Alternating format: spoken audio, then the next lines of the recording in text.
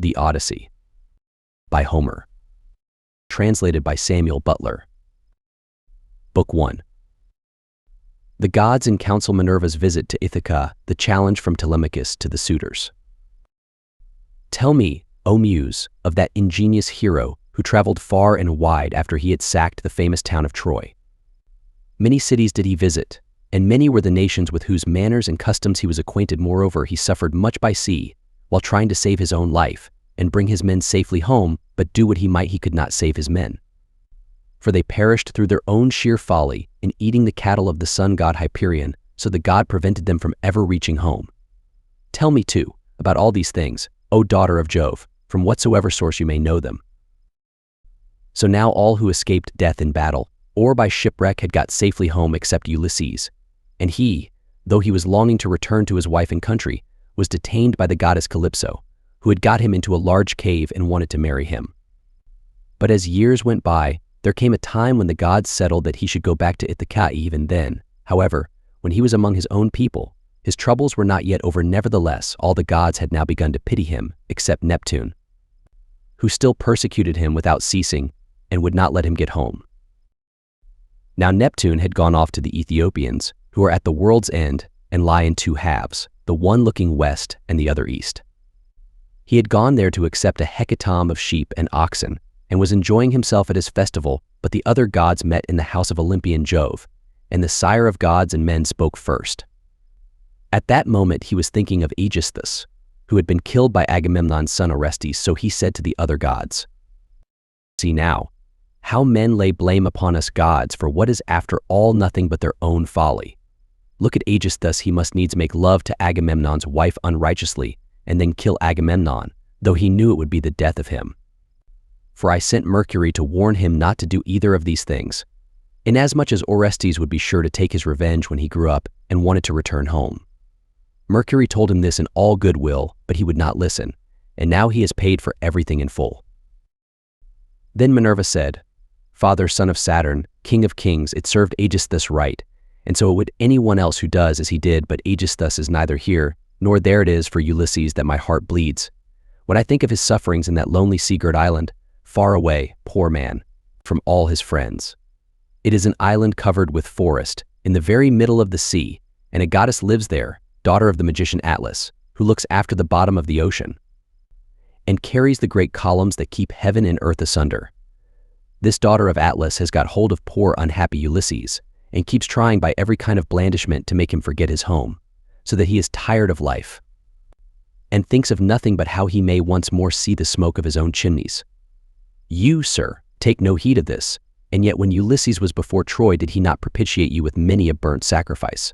Why then should you keep on being so angry with him?" And Jove said, "My child, what are you talking about? How can I forget Ulysses, than whom there is no more capable man on earth, nor more liberal in his offerings to the immortal gods that live in heaven? Bear in mind, however, that Neptune is still furious with Ulysses for having blinded an eye of Polyphemus, king of the Cyclopes. Polyphemus is son to Neptune by the nymph Theusa, daughter to the sea king Phorcys. Therefore, though he will not kill Ulysses outright, he torments him by preventing him from getting home. Still, let us lay our heads together and see how we can help him to return. Neptune will then be pacified, for if we are all of a mind, he can hardly stand out against us." And Minerva said, "Father, son of Saturn, king of kings, if, then, the gods now mean that Ulysses should get home, we should first send Mercury to the Ogygian island to tell Calypso that we have made up our minds, and that he is to return. In the meantime, I will go to Ithaca.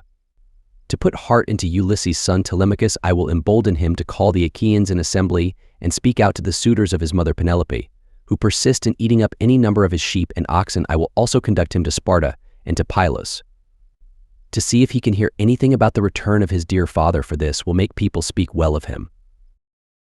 So saying, she bound on her glittering golden sandals, imperishable, with which she can fly like the wind over land or sea. She grasped the redoubtable bronze-shod spear, so stout and sturdy and strong, wherewith she quells the ranks of heroes who have displeased her.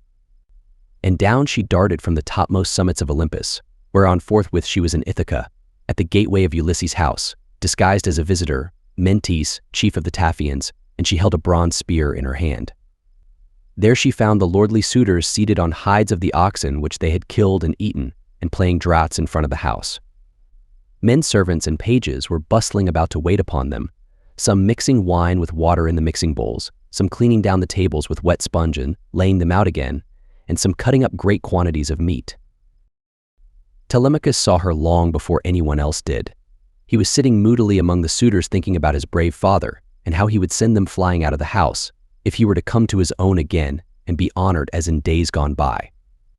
Thus brooding as he sat among them, he caught sight of Minerva and went straight to the gate, for he was vexed that a stranger should be kept waiting for admittance. He took her right hand in his own and bade her give him her spear. "Welcome," said he, "to our house, and when you have partaken of food, you shall tell us what you have come for." He led the way as he spoke, and Minerva followed him.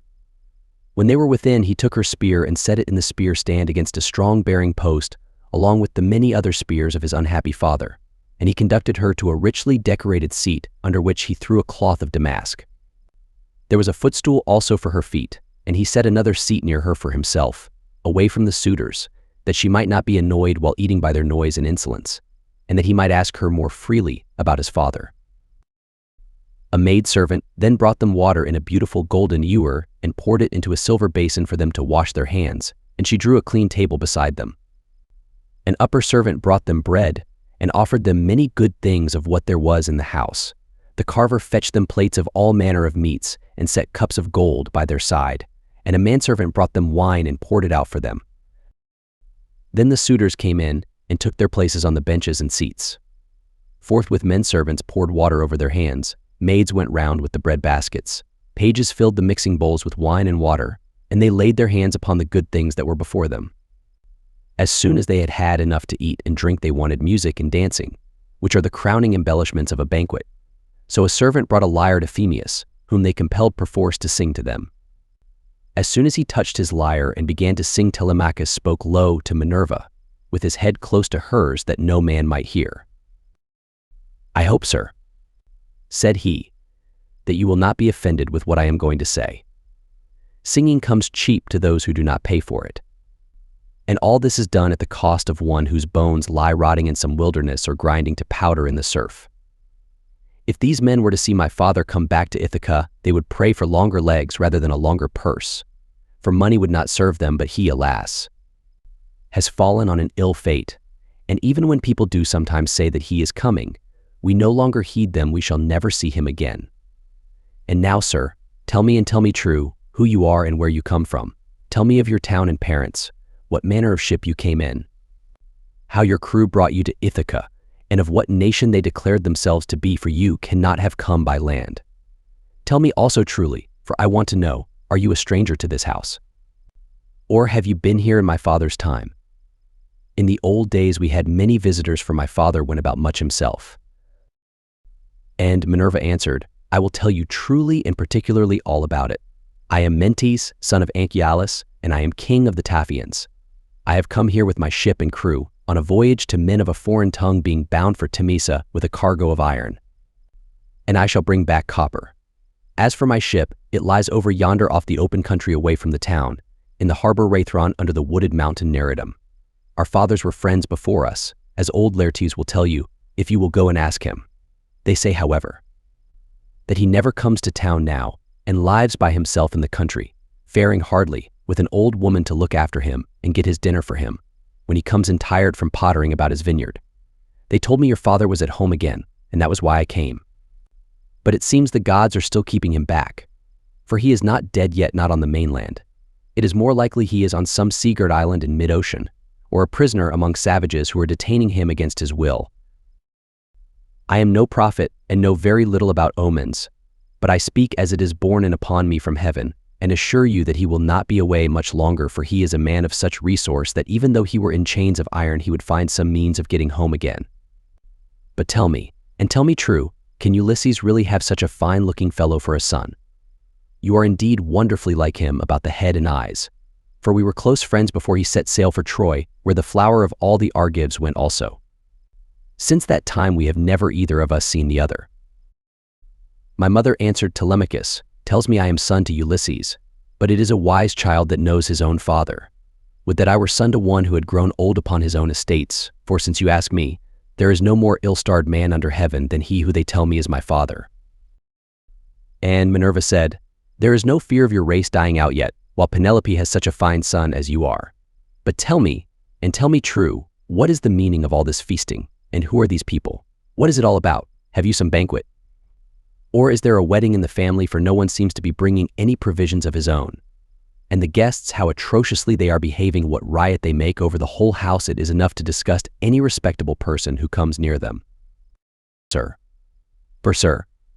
said Telemachus, "as regards your question, so long as my father was here it was well with us, and with the house, but the gods in their displeasure have willed it otherwise, and have hidden him away more closely than mortal man was ever yet hidden. I could have borne it better even though he were dead, if he had fallen with his men before Troy, or had died with friends around him when the days of his fighting were done. For then the Achaeans would have built a mound over his ashes, and I should myself have been heir to his renown, but now the storm winds have spirited him away, we know not whither he is gone, without leaving so much as a trace behind him. And I inherit nothing but dismay. Nor does the matter end simply with grief, for the loss of my father. Heaven has laid sorrows upon me of yet another kind, for the chiefs from all our islands, Dulichium, Same, and the woodland island of Zacynthus, as also all the principal men of Ithaca itself, are eating up my house under the pretext of paying their court to my mother, who will neither point blank say that she will not marry, nor yet bring matters to an end, so they are making havoc of my estate, and before long will do so also with myself." "Is that so?" exclaimed Minerva. "Then you do indeed want Ulysses home again. Give him his helmet, shield, and a couple of lances, and if he is the man he was when I first knew him in our house, drinking and making merry, he would soon lay his hands about these rascally suitors, were he to stand once more upon his own threshold. He was then coming from Ephyra, where he had been to beg poison for his arrows from Ilus, son of Murmurus. Ilus feared the ever-living gods and would not give him any, but my father let him have some, for he was very fond of him.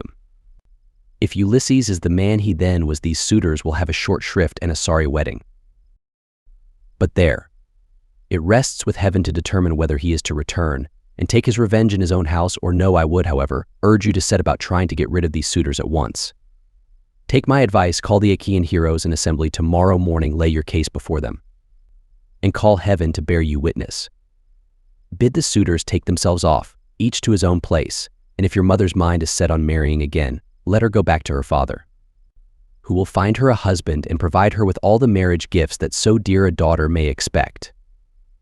As for yourself, let me prevail upon you to take the best ship you can get, with a crew of 20 men, and go in quest of your father, who has so long been missing. Someone may tell you something, or, and people often hear things in this way, some heaven-sent message may direct you. First go to Pylos and ask Nestor, thence go on to Sparta and visit Menelaus, for he got home last of all the Achaeans. If you hear that your father is alive and on his way home, you can put up with the waste these suitors will make for yet another 12 months. If on the other hand you hear of his death, come home at once, celebrate his funeral rites with all due pomp, build a barrow to his memory, and make your mother marry again. Then, having done all this, think it well over in your mind how, by fair means or foul, you may kill these suitors in your own house. You are too old to plead infancy any longer. Have you not heard how people are singing Orestes' praises for having killed his father's murderer Aegisthus? You are a fine, smart-looking fellow, show your mettle, then, and make yourself a name in story. Now, however, I must go back to my ship and to my crew, who will be impatient if I keep them waiting longer. Think the matter over for yourself, and remember what I have said to you." "Sir," answered Telemachus, "it has been very kind of you to talk to me in this way, as though I were your own son, and I will do all you tell me. I know you want to be getting on with your voyage, but stay a little longer till you have taken a bath and refreshed yourself. I will then give you a present, and you shall go on your way rejoicing. I will give you one of great beauty and value, a keepsake, such as only dear friends give to one another." Minerva answered, "Do not try to keep me, for I would be on my way at once. As for any present you may be disposed to make me, keep it till I come again, and I will take it home with me. You shall give me a very good one, and I will give you one of no less value in return." With these words she flew away like a bird into the air, but she had given Telemachus courage, and had made him think more than ever about his father. He felt the change, wondered at it, and knew that the stranger had been a god, so he went straight to where the suitors were sitting. Phemius was still singing, and his hearers sat wrapped in silence as he told the sad tale of the return from Troy and the ills Minerva had laid upon the Achaeans. Penelope, daughter of Icarius, heard his song from her room upstairs and came down by the great staircase, not alone, but attended by 2 of her handmaids. When she reached the suitors, she stood by one of the bearing posts that supported the roof of the cloisters with a staid maiden on either side of her. She held a veil, moreover, before her face and was weeping bitterly. Phemius, she cried, you know many another feat of gods and heroes, such as poets love to celebrate. Sing the suitors some one of these, and let them drink their wine in silence, but cease this sad tale, for it breaks my sorrowful heart, and reminds me of my lost husband whom I mourn ever without ceasing, and whose name was great over all Hellas and middle Argos. Mother, answered Telemachus, let the bard sing what he has a mind to. Bards do not make the ills they sing of it as Jove, not they, who makes them, and who sends weal or woe upon mankind, according to his own good pleasure. This fellow means no harm by singing the ill-fated return of the Danaans. For people always applaud the latest songs most warmly. Make up your mind to it and bear it. Ulysses is not the only man who never came back from Troy, but many another went down as well as he. Go then, within the house and busy yourself with your daily duties, your loom, your distaff. And the ordering of your servants for speech is man's matter, and mine above all others for it is I who am master here. She went wondering back into the house, and laid her son's saying in her heart. Then, going upstairs with her handmaids into her room, she mourned her dear husband till Minerva shed sweet sleep over her eyes. But the suitors were clamorous throughout the covered cloisters, and prayed each one that he might be her bedfellow. Then Telemachus spoke, shameless. He cried, "And insolent suitors, let us feast at our pleasure now, and let there be no brawling, for it is a rare thing to hear a man with such a divine voice as Phemius has, but in the morning meet me in full assembly that I may give you formal notice to depart, and feast at one another's houses. Turn and turn about at your own cost. If on the other hand you choose to persist in sponging upon one man, heaven help me, but Jove shall reckon with you in full, and when you fall in my father's house there shall be no man to avenge you." The suitors bit their lips as they heard him, and marveled at the boldness of his speech. Then Antinous, son of Eupates, said, "The gods seem to have given you lessons in bluster and tall talking. May Jove never grant you to be chief in Ithaca, as your father was before you." Telemachus answered, "Antinous, do not chide with me, but God willing, I will be chief too if I can. Is this the worst fate you can think of for me? It is no bad thing to be a chief, for it brings both riches and honor. Still, now that Ulysses is dead, there are many great men in Ithaca, both old and young, and some other may take the lead among them. Nevertheless, I will be chief in my own house, and will rule those whom Ulysses has won for me." Then Eurymachus, son of Polybus, answered, "It rests with heaven to decide who shall be chief among us. But you shall be master in your own house, and over your own possessions. No one, while there is a man in Ithaca, shall do you violence nor rob you. And now, my good fellow, I want to know about this stranger. What country does he come from? Of what family is he, and where is his estate? Has he brought you news about the return of your father, or was he on business of his own?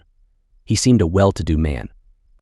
But he hurried off so suddenly that he was gone in a moment before we could get to know him. "My father is dead and gone," answered Telemachus, "and even if some rumor reaches me, I put no more faith in it now. My mother does indeed sometimes send for a soothsayer and question him, but I give his prophecies no heed. As for the stranger, he was Mentes, son of Anchialus, chief of the Taphians. An old friend of my father's, but in his heart he knew that it had been the goddess." The suitors then returned to their singing and dancing until the evening, but when night fell upon their pleasuring they went home to bed, each in his own abode. Telemachus's room was high up in a tower that looked onto the outer court. Hither, then, he hied, brooding and full of thought. A good old woman, Euryclea, daughter of Ops, the son of Pisanor, went before him with a couple of blazing torches. Laertes had bought her with his own money. When she was quite young, he gave the worth of 20 oxen for her, and shewed as much respect to her in his household as he did to his own wedded wife. But he did not take her to his bed, for he feared his wife's resentment. It was who now lighted Telemachus to his room, and she loved him better than any of the other women in the house did, for she had nursed him when he was a baby. He opened the door of his bedroom, and sat down upon the bed. As he took off his shirt, he gave it to the good old woman, who folded it tidily up and hung it for him over a peg by his bedside, after which she went out, pulled the door to by a silver catch, and drew the bolt home by means of the strap. Book 2. Assembly of the people of Ithaca. Speeches of Telemachus, and of the suitors. Telemachus makes his preparations and starts for Pylos with Minerva disguised as Mentor. Now when the child of morning, rosy-fingered dawn, appeared, Telemachus rose and dressed himself. He bound his sandals onto his comely feet, girded his sword about his shoulder, and left his room looking like an immortal god. He at once sent the criers round to call the people in assembly. So they called them, and the people gathered thereon. Then, when they were got together, he went to the place of assembly, spear in hand, not alone, for his 2 hounds went with him. Minerva endowed him with a presence of such divine comeliness that all marveled at him as he went by, and when he took his place in his father's seat, even the oldest counselors made way for him. Aegyptius, a man bent double with age and of infinite experience, was the first to speak. His son Antiphus had gone with Ulysses to Ilius, land of noble steeds, but the savage Cyclops had killed him when they were all shut up in the cave, and had cooked his last dinner for him. He had 3 sons left, of whom 2 still worked on their father's land, while the third, Eurynomus, was one of the suitors. Nevertheless, their father could not get over the loss of Antiphus, and was still weeping for him when he began his speech. Men of Ithaca, he said, hear my words. From the day Ulysses left us there has been no meeting of our counselors until now. Who then can it be, whether old or young, that finds it so necessary to convene us? Has he got wind of some host approaching, and does he wish to warn us? Or would he speak upon some other matter of public moment? I am sure he is an excellent person, and I hope Jove will grant him his heart's desire. Telemachus took this speech as of good omen and rose at once, for he was bursting with what he had to say. He stood in the middle of the assembly, and the good herald Pisander brought him his staff. Then, turning to Aegyptius, sir, said he, it is I, as you will shortly learn, who have convened you, for it is I who am the most aggrieved. I have not got wind of any host approaching about which I would warn you, nor is there any matter of public moment on which I would speak. My grievance is purely personal, and turns on 2 great misfortunes which have fallen upon my house. The first of these is the loss of my excellent father, who is chief among all you here present, and was like a father to every one of you. The second is much more serious, and ere long will be the utter ruin of my estate. The sons of all the chief men among you are pestering my mother to marry them against her will. They are afraid to go to her father Icarius, asking him to choose the one he likes best, and to provide marriage gifts for his daughter.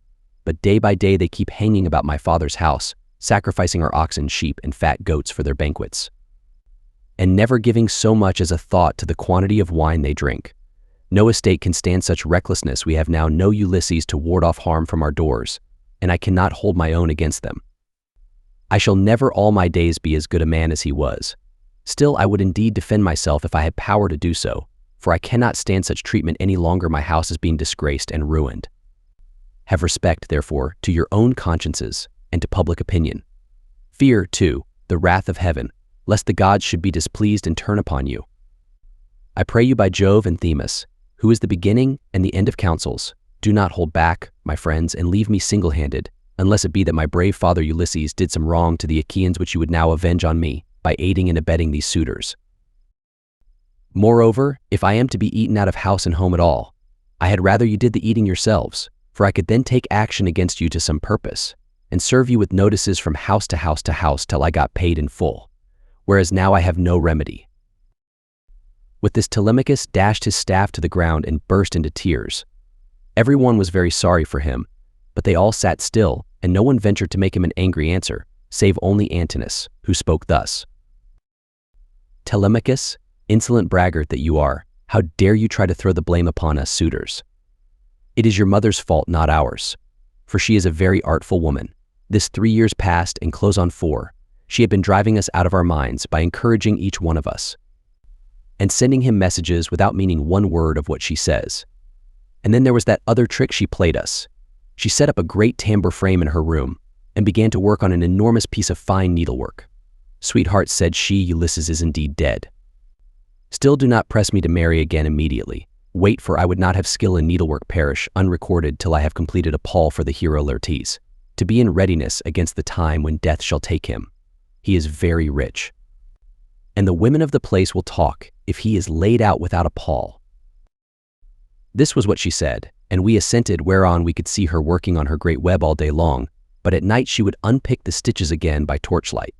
She fooled us in this way for 3 years, and we never found her out, but as time wore on and she was now in her 4th year. One of her maids who knew what she was doing told us, and we caught her in the act of undoing her work, so she had to finish it whether she would or no. The suitors therefore make you this answer, that both you and the Achaeans may understand and your mother away. And bid her marry the man of her own and of her father's choice, for I do not know what will happen if she goes on plaguing us much longer with the airs she gives herself on the score of the accomplishments Minerva has taught her, and because she is so clever. We never yet heard of such a woman. We know all about Tyro, Alcmena, Mycene, and the famous women of old, but they were nothing to your mother, any one of them. It was not fair of her to treat us in that way. And as long as she continues in the mind with which heaven has now endowed her, so long shall we go on eating up your estate, and I do not see why she should change, for she gets all the honor and glory, and it is you who pay for it, not she. Understand, then, that we will not go back to our lands, neither here nor elsewhere, till she has made her choice and married some one or other of us." Telemachus answered, "Antinous, how can I drive the mother who bore me from my father's house? My father is abroad, and we do not know whether he is alive or dead. It will be hard on me if I have to pay Icarius the large sum which I must give him if I insist on sending his daughter back to him.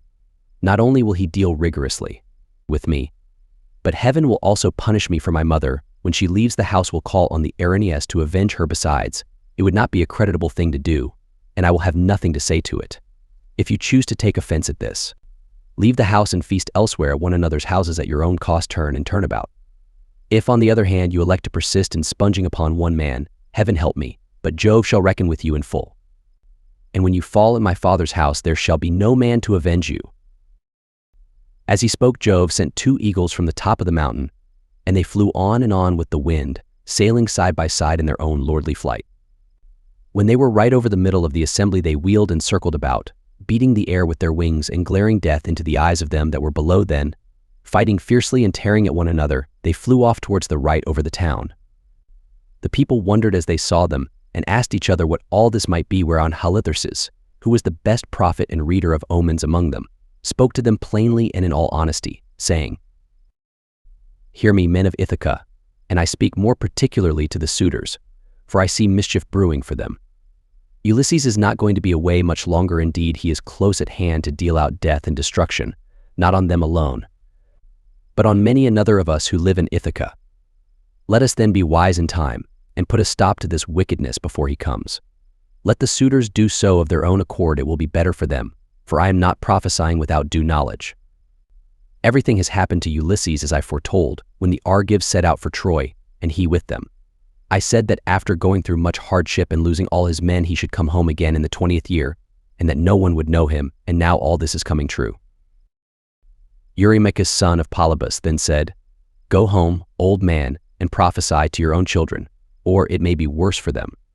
I can read these omens myself much better than you can. Birds are always flying about in the sunshine somewhere or other, but they seldom mean anything.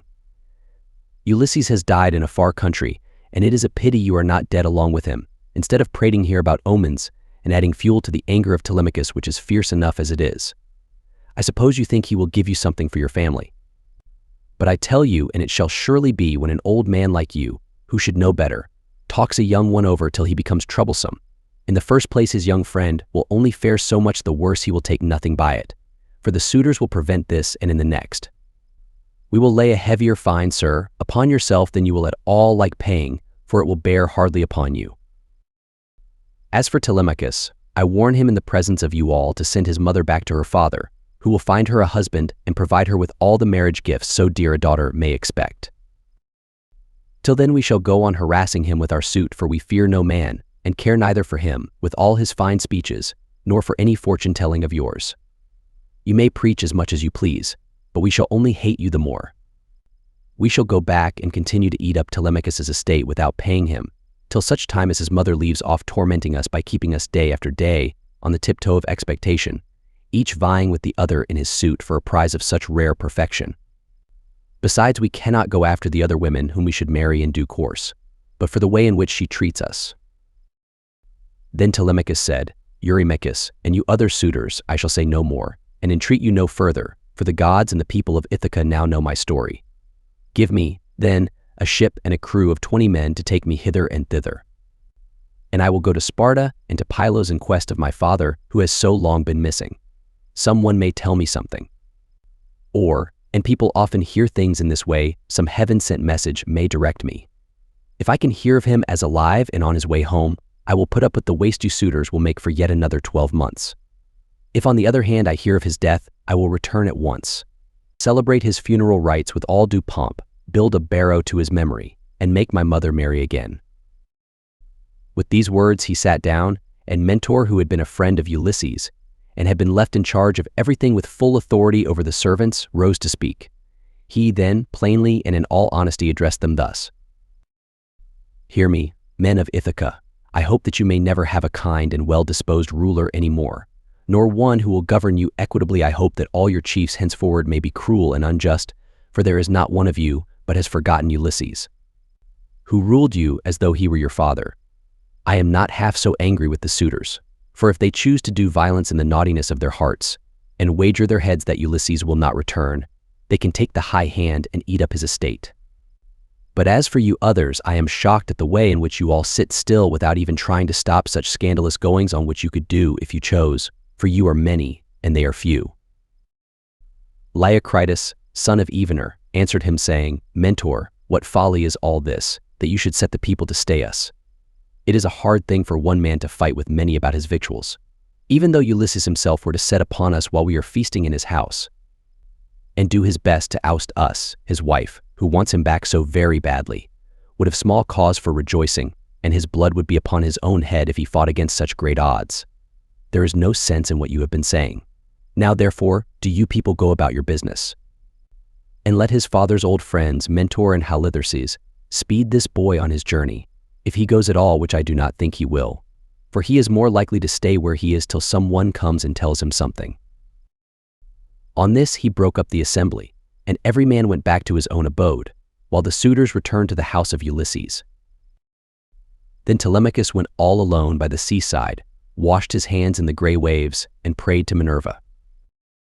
"Hear me," he cried, "you god who visited me yesterday, and bade me sail the seas in search of my father who has so long been missing. I would obey you, but the Achaeans, and more particularly the wicked suitors, are hindering me that I cannot do so." As he thus prayed, Minerva came close up to him in the likeness and with the voice of Mentor. "Telemachus," said she, "if you are made of the same stuff as your father, you will be neither fool nor coward henceforward, for Ulysses never broke his word nor left his work half done. If, then, you take after him, your voyage will not be fruitless. But unless you have the blood of Ulysses and of Penelope in your veins, I see no likelihood of your succeeding. Sons are seldom as good men as their fathers, they are generally worse, not better still, as you are not going to be either fool or coward henceforward, and are not entirely without some share of your father's wise discernment. I look with hope upon your undertaking. But mind you never make common cause with any of those foolish suitors, for they have neither sense nor virtue. And give no thought to death and to the doom that will shortly fall on one and all of them, so that they shall perish on the same day. As for your voyage, it shall not be long delayed. Your father was such an old friend of mine that I will find you a ship and will come with you myself. Now, however, return home and go about among the suitors, begin getting provisions ready for your voyage, see everything well stowed, the wine in jars, and the barley meal, which is the staff of life, in leathern bags, while I go round the town and beat up volunteers at once. There are many ships in Ithaca, both old and new. I will run my eye over them for you, and will choose the best. We will get her ready, and will put out to sea without delay." Thus spoke Minerva, daughter of Jove, and Telemachus lost no time in doing as the goddess told him. He went moodily home, and found the suitors flaying goats and singeing pigs in the outer court.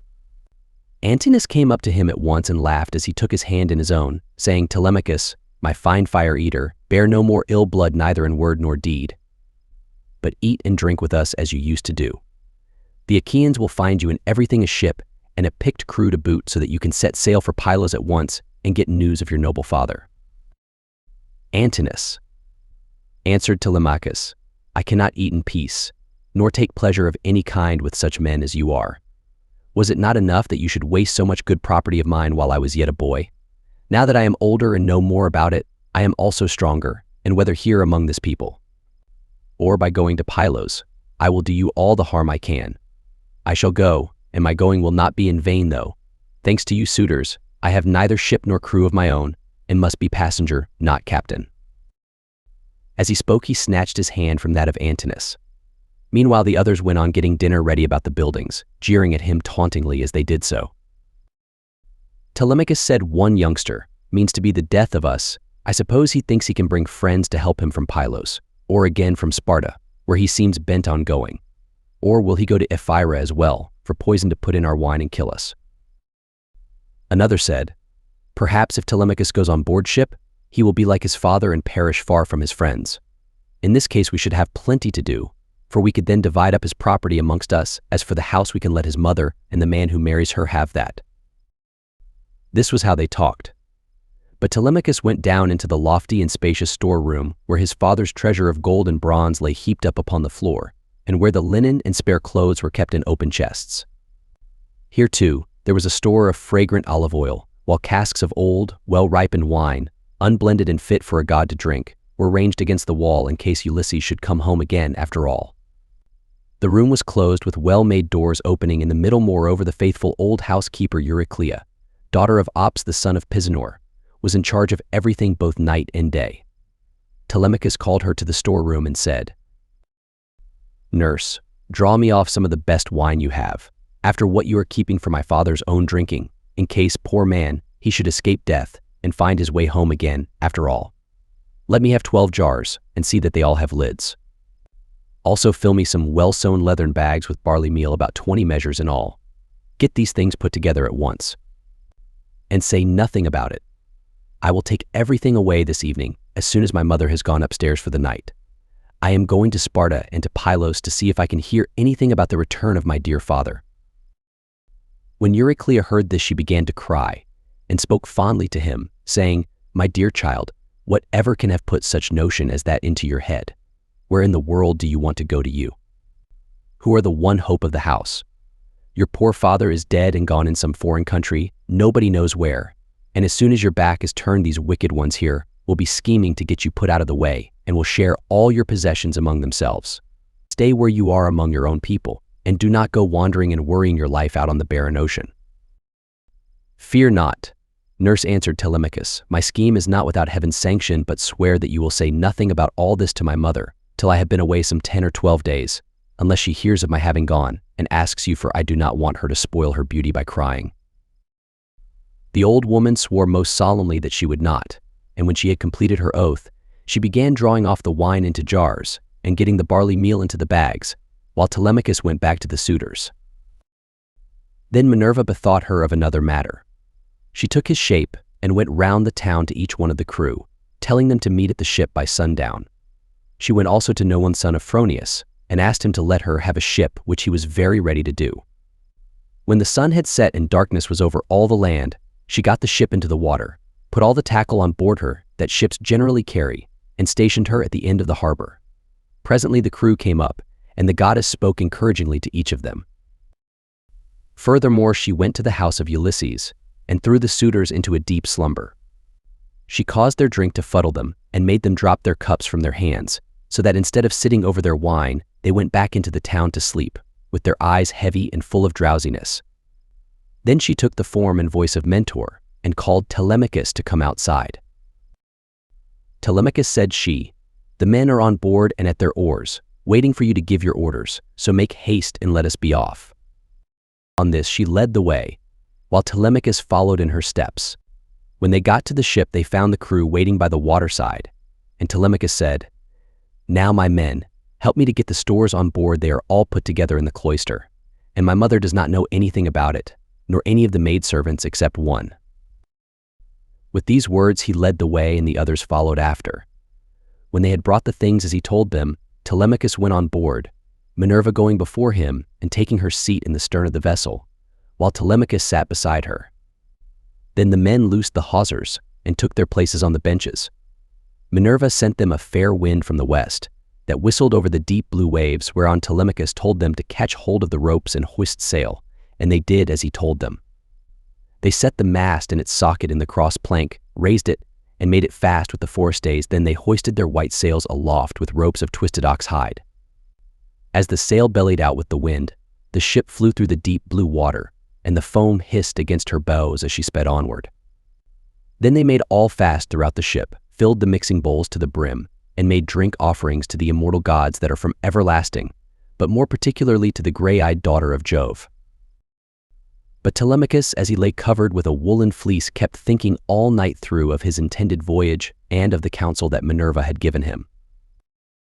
Thus then the ship sped on her way through the watches of the night from dark till dawn. Book 3. Telemachus visits Nestor at Pylos. But as the sun was rising from the fair sea into the firmament of heaven to shed light on mortals and immortals, they reached Pylos, the city of Neleus. Now the people of Pylos were gathered on the sea shore to offer sacrifice of black bulls to Neptune, lord of the earthquake. There were 9 guilds with 500 men in each, and there were 9 bulls to each guild. As they were eating the inward meats and burning the thigh bones on the embers in the name of Neptune, Telemachus and his crew arrived, furled their sails, brought their ship to anchor, and went ashore. Minerva led the way and Telemachus followed her.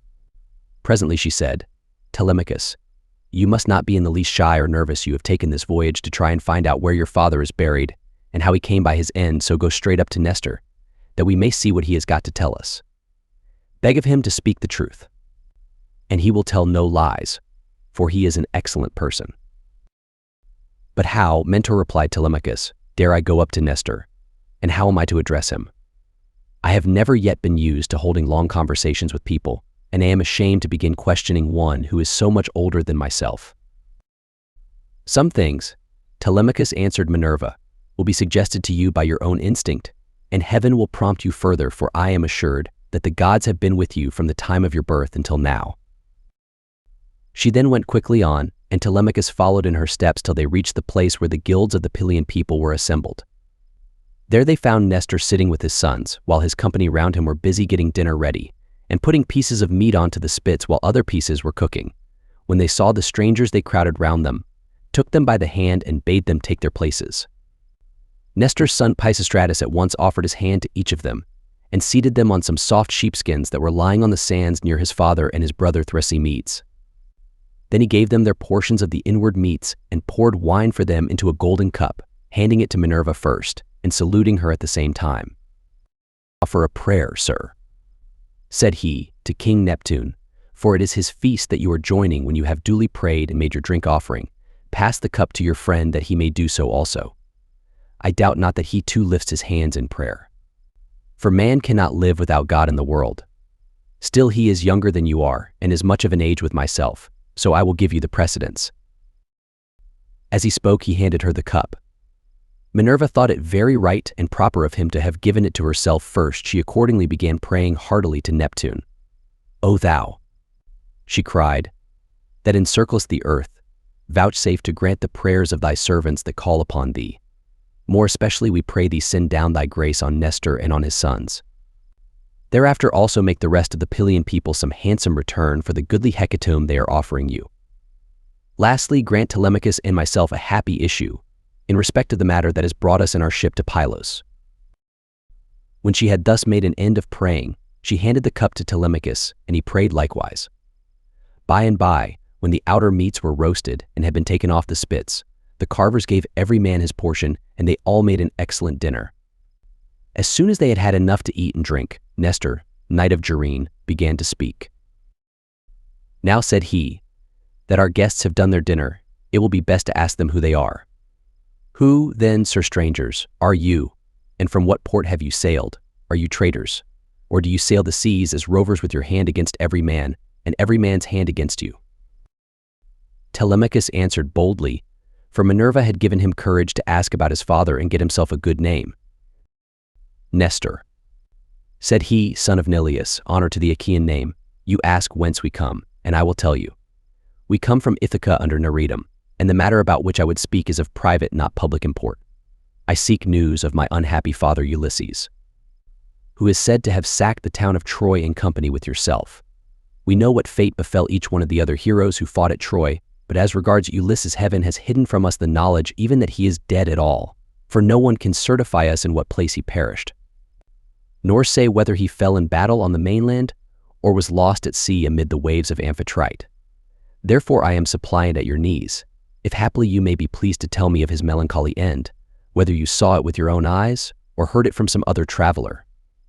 For he was a man born to trouble. Do not soften things out of any pity for me, but tell me in all plainness exactly what you saw. If my brave father Ulysses ever did you loyal service, either by word or deed, when you Achaeans were harassed among the Trojans, bear it in mind now as in my favor and tell me truly all. My friend, answered Nestor, you recall a time of much sorrow to my mind, for the brave Achaeans suffered much both at sea, while privateering under Achilles, and when fighting before the great city of King Priam.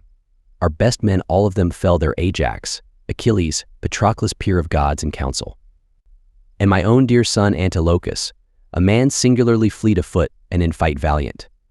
But we suffered much more than this, what mortal tongue indeed could tell the whole story. Though you were to stay here and question me for 5 years, or even 6, I could not tell you all that the Achaeans suffered, and you would turn homeward weary of my tale before it ended.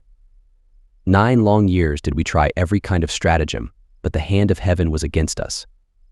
During all this time there was no one who could compare with your father in subtlety. If indeed you are his son, I can hardly believe my eyes, and you talk just like him too. No one would say that people of such different ages could speak so much alike.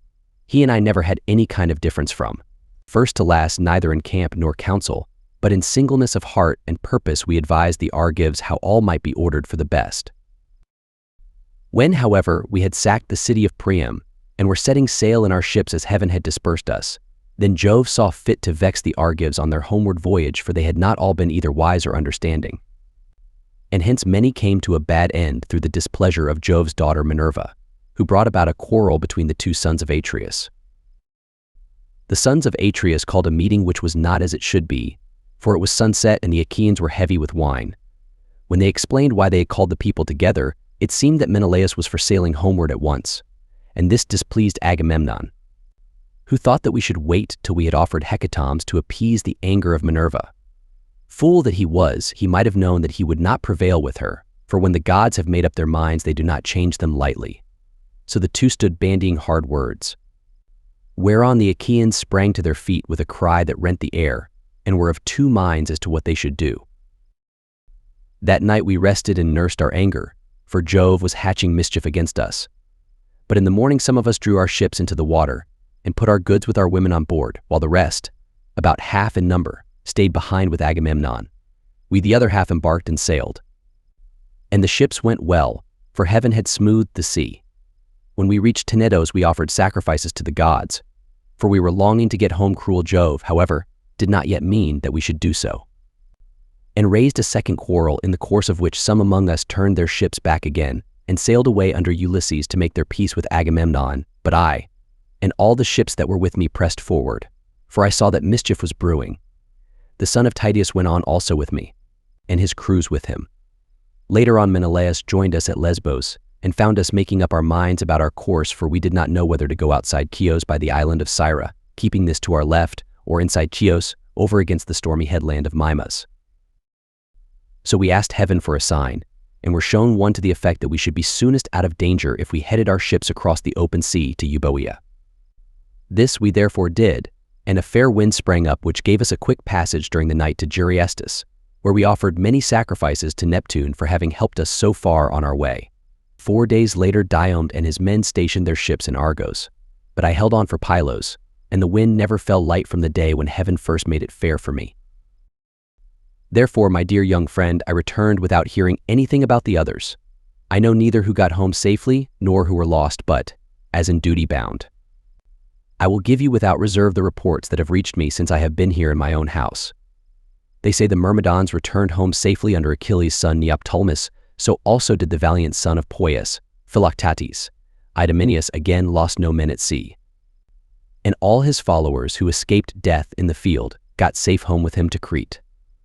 No matter how far out of the world you live, you will have heard of Agamemnon and the bad end he came to at the hands of Aegisthus, and a fearful reckoning did Aegisthus presently pay. See what a good thing it is for a man to leave a son behind him to do as Orestes did, who killed false Aegisthus, the murderer of his noble father. You too. Then for you are a tall, smart-looking fellow, show your mettle, and make yourself a name in story. Nestor, son of Neleus. Answered Telemachus, honor to the Achaean name. The Achaeans applaud Orestes, and his name will live through all time, for he has avenged his father nobly. Would that heaven might grant me to do like vengeance on the insolence of the wicked suitors, who are ill-treating me and plotting my ruin. But the gods have no such happiness in store for me, and for my father, so we must bear it as best we may. My friend, said Nestor, now that you remind me, I remember to have heard that your mother has many suitors, who are ill-disposed towards you and are making havoc of your estate. Do you submit to this tamely? Or are public feeling and the voice of heaven against you? Who knows but what Ulysses may come back after all, and pay these scoundrels in full, either single-handed or with a force of Achaeans behind him? If Minerva were to take as great a liking to you as she did to Ulysses when we were fighting before Troy, for I never yet saw the gods so openly fond of any one as Minerva then was of your father. If she would take as good care of you as she did of him, these wooers would soon some of them forget their wooing. Telemachus answered, I can expect nothing of the kind. It would be far too much to hope for. I dare not let myself think of it. Even though the gods themselves willed it, no such good fortune could befall me. On this Minerva said, Telemachus, what are you talking about? Heaven has a long arm if it is minded to save a man, and if it were me, I should not care how much I suffered before getting home, provided I could be safe when I was once there. I would rather this than get home quickly, and then be killed in my own house, as Agamemnon was by the treachery of Aegisthus and his wife. Still, death is certain, and when a man's hour is come, not even the gods can save him, no matter how fond they are of him. Mentor. Answered Telemachus, do not let us talk about it any more. There is no chance of my father's ever coming back. The gods have long since counseled his destruction. There is something else, however, about which I should like to ask Nestor, for he knows much more than anyone else does. They say he has reigned for 3 generations, so that it is like talking to an immortal. Tell me therefore, Nestor, and tell me true. How did Agamemnon come to die in that way? What was Menelaus doing? And how came false Aegisthus to kill so far better a man than himself? Was Menelaus away from Achaean Argos, voyaging elsewhere among mankind, that Aegisthus took heart and killed Agamemnon? I will tell you truly, answered Nestor, and indeed you have yourself divined how it all happened. If Menelaus, when he got back from Troy, had found Aegisthus still alive in his house, there would have been no barrow heaped up for him, not even when he was dead. But he would have been thrown outside the city to dogs and vultures, and not a woman would have mourned him, for he had done a deed of great wickedness. But we were over there, fighting hard at Troy, and Aegisthus, who was taking his ease quietly in the heart of Argos, cajoled Agamemnon's wife Clytemnestra with incessant flattery. At first she would have nothing to do with his wicked scheme, for she was of a good natural disposition. Moreover, there was a bard with her, to whom Agamemnon had given strict orders on setting out for Troy, that he was to keep guard over his wife. But when heaven had counseled her destruction, Aegisthus carried this bard off to a desert island and left him there for crows and seagulls to batten upon, after which she went willingly enough to the house of Aegisthus. Then he offered many burnt sacrifices to the gods and decorated many temples with tapestries and gilding, for he had succeeded far beyond his expectations. Meanwhile, Menelaus and I were on our way home from Troy, on good terms with one another, when we got to Sunium, which is the point of Athens. Apollo with his painless shafts killed Phrontis, the steersman of Menelaus' ship, and never man knew better how to handle a vessel in rough weather, so that he died then and there with the helm in his hand, and Menelaus, though very anxious to press forward, had to wait in order to bury his comrade and give him his due funeral rites. Presently, when he too could put to sea again, and had sailed on as far as the Malian heads, Jove counseled evil against him and made it blow hard till the waves ran mountains high. Here he divided his fleet and took the one half towards Crete, where the Sidonians dwell round about the waters of the river Iardanus. There is a high headland hereabout stretching out into the sea from a place called Gordon. And all along this part of the coast as far as Phaestus the sea runs high when there is a south wind blowing, but after Phaestus the coast is more protected, for a small headland can make a great shelter. Here this part of the fleet was driven onto the rocks and wrecked, but the crews just managed to save themselves.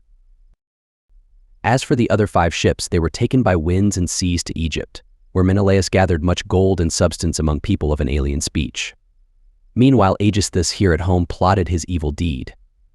For 7 years after he had killed Agamemnon, he ruled in Mycene, and the people were obedient under him. But in the 8th year Orestes came back from Athens to be his bane, and killed the murderer of his father. Then he celebrated the funeral rites of his mother and of false Aegisthus by a banquet to the people of Argos, and on that very day Menelaus came home, with as much treasure as his ships could carry. Take my advice then, and do not go traveling about for long so far from home, nor leave your property with such dangerous people in your house. They will eat up everything you have among them, and you will have been on a fool's errand. Still, I should advise you by all means to go and visit Menelaus, who has lately come off a voyage among such distant peoples as no man could ever hope to get back from. When the winds had once carried him so far out of his reckoning, even birds cannot fly the distance in a 12-month. So vast and terrible are the seas that they must cross. Go to him therefore by sea, and take your own men with you, or if you would rather travel by land, you can have a chariot, you can have horses. And here are my sons who can escort you to Lacedaemon, where Menelaus lives. Beg of him to speak the truth, and he will tell you no lies, for he is an excellent person." As he spoke, the sun set, and it came on dark, whereon Minerva said, "Sir, all that you have said is well. Now, however, order the tongues of the victims to be cut, and mix wine that we may make drink offerings to Neptune and the other immortals, and then go to bed. For it is bedtime.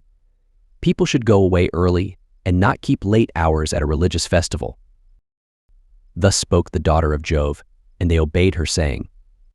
Men servants poured water over the hands of the guests, while pages filled the mixing bowls with wine and water, and handed it round after giving every man his drink offering. Then they threw the tongues of the victims into the fire, and stood up to make their drink offerings. When they had made their offerings, and had drunk each as much as he was minded, Minerva and Telemachus were for going on board their ship, but Nestor caught them up at once, and stayed them. "Heaven and the immortal gods," he exclaimed, "forbid that you should leave my house to go on board of a ship. Do you think I am so poor and short of clothes, or that I have so few cloaks, and as to be unable to find comfortable beds both for myself and for my guests? Let me tell you, I have store both of rugs and cloaks, and shall not permit the son of my old friend Ulysses to camp down on the deck of a ship, not while I live, nor yet will my sons after me, but they will keep open house as I have done." Then Minerva answered, "Sir, you have spoken well, and it will be much better that Telemachus should do as you have said. He, therefore, shall return with you and sleep at your house, but I must go back to give orders to my crew and keep them in good heart. I am the only older person among them. The rest are all young men of Telemachus' own age, who have taken this voyage out of friendship, so I must return to the ship and sleep there. Moreover, tomorrow I must go to the Cauconians, where I have a large sum of money long owing to me. As for Telemachus, now that he is your guest, send him to Lacedaemon in a chariot, and let one of your sons go with him. Be pleased to also provide him with your best and fleetest horses." When she had thus spoken, she flew away in the form of an eagle, and all marveled as they beheld it. Nestor was astonished, and took Telemachus by the hand. "My friend," said he, "I see that you are going to be a great hero some day, since the gods wait upon you thus while you are still so young. This can have been none other of those who dwell in heaven than Jove's redoubtable daughter, the Trito-born, who shewed such favor towards your brave father among the Argives. Holy Queen," he continued, "vouchsafe to send down thy grace upon myself, my good wife, and my children.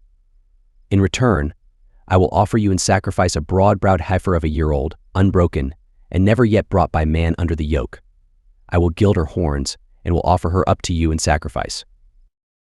Thus did he pray, and Minerva heard his prayer. He then led the way to his own house, followed by his sons and sons-in-law. When they had got there, and had taken their places on the benches and seats, he mixed them a bowl of sweet wine that was 11 years old, when the housekeeper took the lid off the jar that held it. As he mixed the wine, he prayed much and made drink offerings to Minerva, daughter of Aegis bearing Jove. Then, when they had made their drink offerings and had drunk each as much as he was minded, the others went home to bed, each in his own abode, but Nestor put Telemachus to sleep in the room that was over the gateway, along with Pisistratus, who was the only unmarried son now left him. As for himself, he slept in an inner room of the house, with the queen his wife by his side. Now, when the child of morning rosy-fingered dawn appeared, Nestor left his couch and took his seat on the benches of white and polished marble that stood in front of his house. Here aforetime sat Neleus, pure of gods and counsel, but he was now dead, and had gone to the house of Hades, so Nestor sat in his seat, scepter in hand, as guardian of the public weal. His sons, as they left their rooms, gathered round him. Echephron, Stratius, Perseus, Aratus, and Thrasymedes. The sixth son was Pisistratus, and when Telemachus joined them, they made him sit with them. Nestor then addressed them. "My sons, said he, make haste to do as I shall bid you. I wish first and foremost to propitiate the great goddess Minerva, who manifested herself visibly to me during yesterday's festivities. Go then, one or other of you, to the plain, tell the stockman to look me out a heifer, and come on here with it at once. Another must go to Telemachus' ship and invite all the crew, leaving 2 men only in charge of the vessel. Someone else will run and fetch Laerceus the goldsmith to gild the horns of the heifer. The rest, stay all of you where you are. Tell the maids in the house to prepare an excellent dinner, and to fetch seats and logs of wood for a burnt offering. Tell them also to bring me some clear spring water." On this, they hurried off on their several errands. The heifer was brought in from the plain, and Telemachus's crew came from the ship. The goldsmith brought the anvil, hammer, and tongs, with which he worked his gold, and Minerva herself came to accept the sacrifice. Nestor gave out the gold, and the smith gilded the horns of the heifer that the goddess might have pleasure in their beauty. Then Stratius and Echephron brought her in by the horns. Aratus fetched water from the house in a ewer that had a flower pattern on it, and in his other hand he held a basket of barley meal. Sturdy Thrasymedes stood by with a sharp axe, ready to strike the heifer, while Perseus held a bucket. Then Nestor began with washing his hands and sprinkling the barley meal, and he offered many a prayer to Minerva as he threw a lock from the heifer's head upon the fire. When they had done praying and sprinkling the barley meal, Thrasymedes dealt his blow and brought the heifer down with a stroke that cut through the tendons at the base of her neck, whereon the daughters and daughters-in-law of Nestor and his venerable wife Eurydice, she was eldest daughter to Clymenus, screamed with delight. Then they lifted the heifer's head from off the ground, and Pisistratus cut her throat. When she had done bleeding and was quite dead, they cut her up. They cut out the thigh bones all in due course, wrapped them round in 2 layers of fat, and set some pieces of raw meat on the top of them. Then Nestor laid them upon the wood fire and poured wine over them, while the young men stood near him with 5-pronged spits in their hands. When the thighs were burned and they had tasted the inward meats, they cut the rest of the meat up small, put the pieces on the spits, and toasted them over the fire. Meanwhile, lovely Polycaste, Nestor's youngest daughter, washed Telemachus. When she had washed him and anointed him with oil, she brought him a fair mantle and shirt, and he looked like a god as he came from the bath and took his seat by the side of Nestor. When the outer meats were done, they drew them off the spits and sat down to dinner, where they were waited upon by some worthy henchmen, who kept pouring them out their wine in cups of gold. As soon as they had had enough to eat and drink, Nestor said, "Sons, put Telemachus's horses to the chariot that he may start at once." Thus did he speak, and they did even as he had said, and yoked the fleet horses to the chariot. The housekeeper packed them up a provision of bread, wine, and sweetmeats fit for the sons of princes. Then Telemachus got into the chariot, while Pisistratus gathered up the reins and took his seat beside him. He lashed the horses on, and they flew forward nothing loth into the open country, leaving the high citadel of Pylos behind them. All that day did they travel, swaying the yoke upon their necks till the sun went down and darkness was over all the land. Then they reached Phyrae, where Diocles lived, who was son to Ortolocus and grandson to Alpheus. Here they passed the night, and Diocles entertained them hospitably. When the child of morning, rosy-fingered Dawn, appeared, they again yoked their horses and drove out through the gateway under the echoing gatehouse. Pisistratus lashed the horses on, and they flew forward nothing loth. Presently they came to the cornlands of the open country, and in the course of time completed their journey, so well did their steeds take them. Now when the sun had set and darkness was over the land. Book 4. The visit to King Menelaus, who tells his story. Meanwhile, the suitors in Ithaca plot against Telemachus. They reached the low-lying city of Lacedaemon, where they drove straight to the abode of Menelaus and found him in his own house, feasting with his many clansmen in honor of the wedding of his son, and also of his daughter, whom he was marrying to the son of that valiant warrior Achilles. He had given his consent and promised her to him while he was still at Troy, and now the gods were bringing the marriage about, so he was sending her with chariots and horses to the city of the Myrmidons, over whom Achilles' son was reigning. For his only son he had found a bride from Sparta, the daughter of Alector. This son, Megapenthus, was born to him of a bondwoman, for heaven vouchsafed Helen no more children after she had borne Hermione, who was fair as golden Venus herself. So the neighbors and kinsmen of Menelaus were feasting and making merry in his house. There was a bard also to sing to them and play his lyre, while 2 tumblers went about performing in the midst of them when the man struck up with his tune. Telemachus and the son of Nestor stayed their horses at the gate, whereon Eteoneus' servant to Menelaus came out, and as soon as he saw them ran hurrying back into the house to tell his master. He went close up to him and said, "Menelaus, there are some strangers come here, 2 men who look like sons of Jove. What are we to do? Shall we take their horses out, or tell them to find friends elsewhere as they best can?" Menelaus was very angry and said, "Eteoneus, son of Boethus, you never used to be a fool, but now you talk like a simpleton. Take their horses out, of course, and show the strangers in that they may have supper. You and I have stayed often enough at other people's houses before we got back here, where heaven grant that we may rest in peace henceforward." So Eteoneus bustled back and bade the other servants come with him. They took their sweating steeds from under the yoke, made them fast to the mangers, and gave them a feed of oats and barley mixed. Then they leaned the chariot against the end wall of the courtyard, and led the way into the house. Telemachus and Pisistratus were astonished when they saw it, for its splendor was as that of the sun and moon. Then, when they had admired everything to their heart's content, they went into the bathroom and washed themselves. When the servants had washed them and anointed them with oil, they brought them woolen cloaks and shirts, and the 2 took their seats by the side of Menelaus. A maidservant brought them water in a beautiful golden ewer, and poured it into a silver basin for them to wash their hands, and she drew a clean table beside them. An upper servant brought them bread, and offered them many good things of what there was in the house, while the carver fetched them plates of all manner of meats, and set cups of gold by their side. Menelaus then greeted them, saying, "Fall to, and welcome. When you have done supper, I shall ask who you are, for the lineage of such men as you cannot have been lost. You must be descended from a line of scepter-bearing kings, for poor people do not have such sons as you are." On this he handed them a piece of fat roast loin, which had been set near him as being a prime part, and they laid their hands on the good things that were before them. As soon as they had had enough to eat and drink, Telemachus said to the son of Nestor, with his head so close that no one might hear, "Look, Pisistratus, man after my own heart, see the gleam of bronze and gold, of amber, ivory, and silver. Everything is so splendid that it is like seeing the palace of Olympian Jove. I am lost in admiration." Menelaus overheard him and said, "No one, my sons, can hold his own with Jove, for his house and everything about him is immortal. But among mortal men, well, there may be another who has as much wealth as I have, or there may not. But at all events I have traveled much, and have undergone much hardship, for it was nearly 8 years before I could get home with my fleet. I went to Cyprus, Phoenicia, and the Egyptians. I went also to the Ethiopians, the Sidonians, and the Arembians, and to Libya, where the lambs have horns as soon as they are born, and the sheep lamb down 3 times a year. Everyone in that country, whether master or man, has plenty of cheese, meat, and good milk, for the ewes yield all the year round. But while I was traveling and getting great riches among these people, my brother was secretly and shockingly murdered through the perfidy of his wicked wife, so that I have no pleasure in being lord of all this wealth. Whoever your parents may be, they must have told you about all this, and of my heavy loss in the ruin of a stately mansion fully and magnificently furnished. Would that I had only a third of what I now have, so that I had stayed at home, and all those were living who perished on the plain of Troy, far from Argos.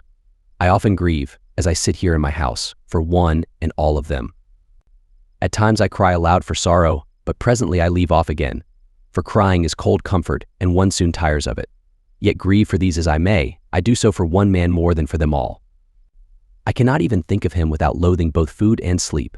So miserable does he make me, for no one of all the Achaeans worked so hard or risked so much as he did.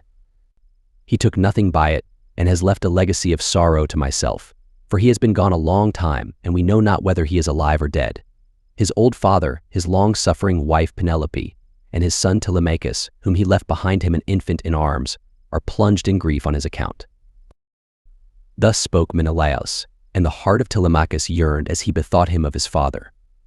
Tears fell from his eyes as he heard him thus mentioned, so that he held his cloak before his face with both hands. When Menelaus saw this, he doubted whether to let him choose his own time for speaking, or to ask him at once and find what it was all about.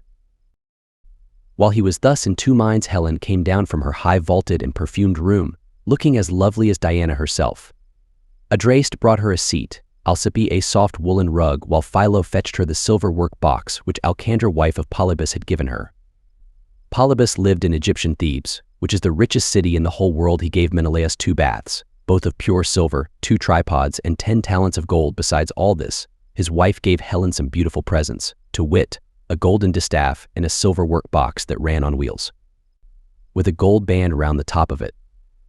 Philo now placed this by her side, full of fine-spun yarn, and a distaff charged with violet-colored wool was laid upon the top of it. Then Helen took her seat, put her feet upon the footstool, and began to question her husband. "Do we know Menelaus?" said she. "The names of these strangers who have come to visit us. Shall I guess right or wrong? But I cannot help saying what I think.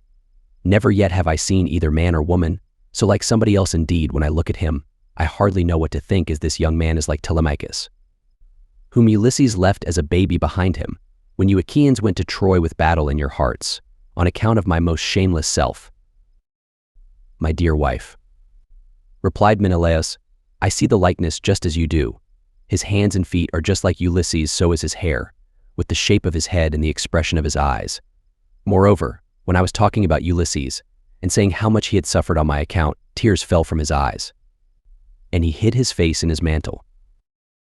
Then Pisistratus said, "Menelaus, son of Atreus, you are right in thinking that this young man is Telemachus, but he is very modest, and is ashamed to come here and begin opening up discourse with one whose conversation is so divinely interesting as your own. My father, Nestor, sent me to escort him hither, for he wanted to know whether you could give him any counsel or suggestion.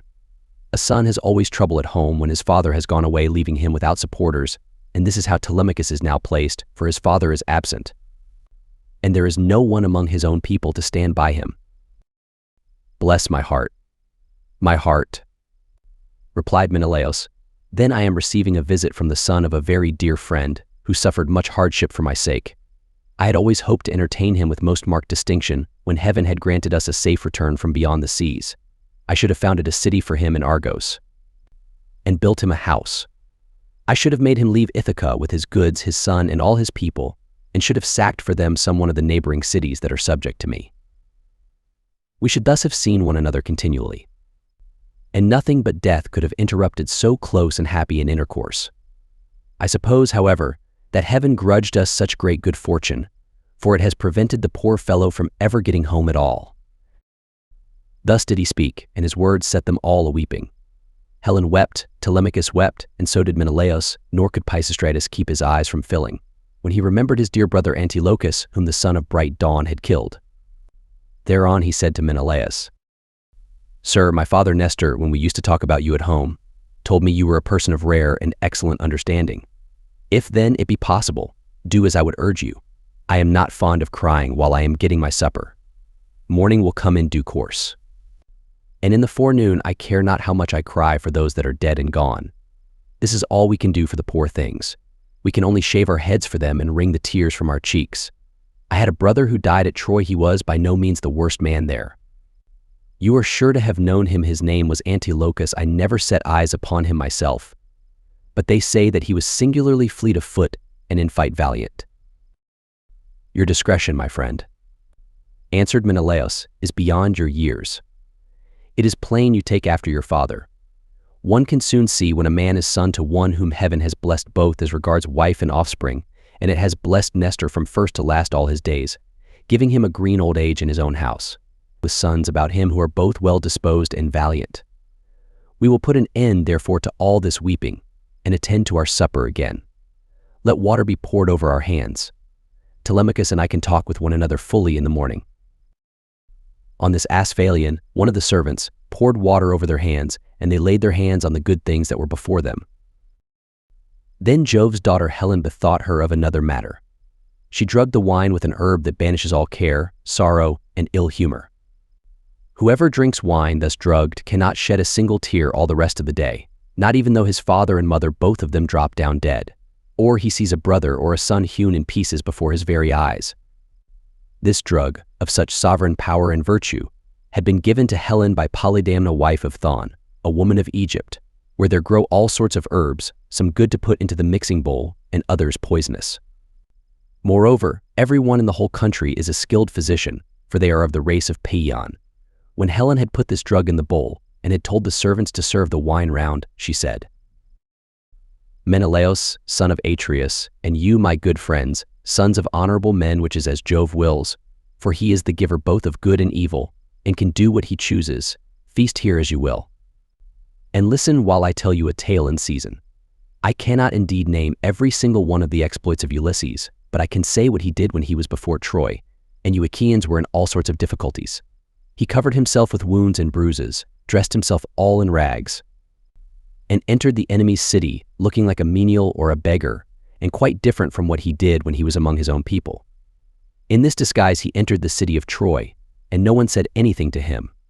I alone recognized him and began to question him, but he was too cunning for me. When, however, I had washed and anointed him, and had given him clothes, and after I had sworn a solemn oath not to betray him to the Trojans till he had got safely back to his own camp and to the ships, he told me all that the Achaeans meant to do. He killed many Trojans and got much information before he reached the Argive camp, for all which things the Trojan women made lamentation, but for my own part one was glad, for my heart was beginning to yearn after my home. And I was unhappy about the wrong that Venus had done me in taking me over there, away from my country, my girl, and my lawful wedded husband, who is indeed by no means deficient either in person or understanding. Then Menelaus said, All that you have been saying, my dear wife, is true. I have traveled much and have had much to do with heroes, but I have never seen such another man as Ulysses. What endurance too, and what courage he displayed within the wooden horse, wherein all the bravest of the Argives were lying in wait to bring death and destruction upon the Trojans. At that moment you came up to us. Some god who wished well to the Trojans must have set you onto it, and you had Deiphobus with you. 3 times did you go all round our hiding place, and pat it you called our chiefs each by his own name, and mimicked all our wives Diomed Ulysses. And I from our seats inside heard what a noise you made. Diomed and I could not make up our minds whether to spring out then and there, or to answer you from inside, but Ulysses held us all in check, so we sat quite still, all except Anticlus, who was beginning to answer you. When Ulysses clapped his 2 brawny hands over his mouth, and kept them there, it was this that saved us all, for he muzzled Anticlus till Minerva took you away again. How sad, exclaimed Telemachus, that all this was of no avail to save him, nor yet his own iron courage. But now, sir, be pleased to send us all to bed, that we may lie down and enjoy the blessed boon of sleep. On this Helen told the maidservants to set beds in the room that was in the gatehouse, and to make them with good red rugs, and spread coverlets on the top of them with woolen cloaks for the guests to wear. So the maids went out, carrying a torch, and made the beds, to which a man's servant presently conducted the strangers. Thus, then, did Telemachus and Pisistratus sleep there in the forecourt, while the son of Atreus lay in an inner room with lovely Helen by his side. When the child of morning, rosy-fingered dawn, appeared, Menelaus rose and dressed himself. He bound his sandals onto his comely feet, girded his sword about his shoulders, and left his room looking like an immortal god. Then, taking a seat near Telemachus, he said, And what, Telemachus, has led you to take this long sea voyage to Lacedaemon? Are you on public or private business? Tell me all about it. I have come, sir, replied Telemachus, to see if you can tell me anything about my father. I am being eaten out of house and home, my fair estate is being wasted, and my house is full of miscreants who keep killing great numbers of my sheep and oxen, on the pretense of paying their addresses to my mother. Therefore, I am suppliant at your knees, if haply you may tell me about my father's melancholy end, whether you saw it with your own eyes, or heard it from some other traveler, for he was a man born to trouble. Do not soften things out of any pity for myself, but tell me in all plainness exactly what you saw. If my brave father Ulysses ever did you loyal service either by word or deed, when you Achaeans were harassed by the Trojans, bear it in mind now as in my favor, and tell me truly all. Menelaus, on hearing this, was very much shocked. So, he exclaimed, These cowards would usurp a brave man's bed? A hind might as well lay her new-born young in the lair of a lion, and then go off to feed in the forest or in some grassy dell. The lion, when he comes back to his lair, will make short work with the pair of them, and so will Ulysses with these suitors. by Father Jove, Minerva, and Apollo, if Ulysses is still the man that he was when he wrestled with Philomelides and Lesbos, and threw him so heavily that all the Achaeans cheered him, if he is still such, and were to come near these suitors, they would have a short shrift and a sorry wedding. As regards your questions, however, I will not prevaricate nor deceive you, but will tell you without concealment all that the old man of the sea told me. I was trying to come on here, but the gods detained me in Egypt, for my hecatombs had not given them full satisfaction, and the gods are very strict about having their dues.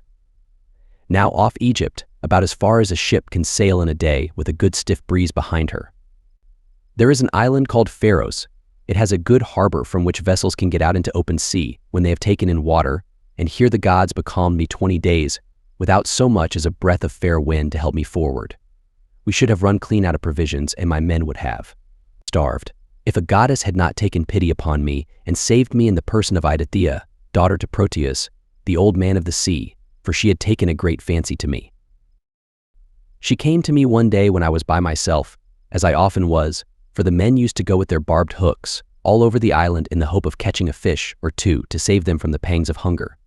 Stranger, said she, it seems to me that you like starving in this way. At any rate, it does not greatly trouble you, for you stick here day after day, without even trying to get away, though your men are dying by inches.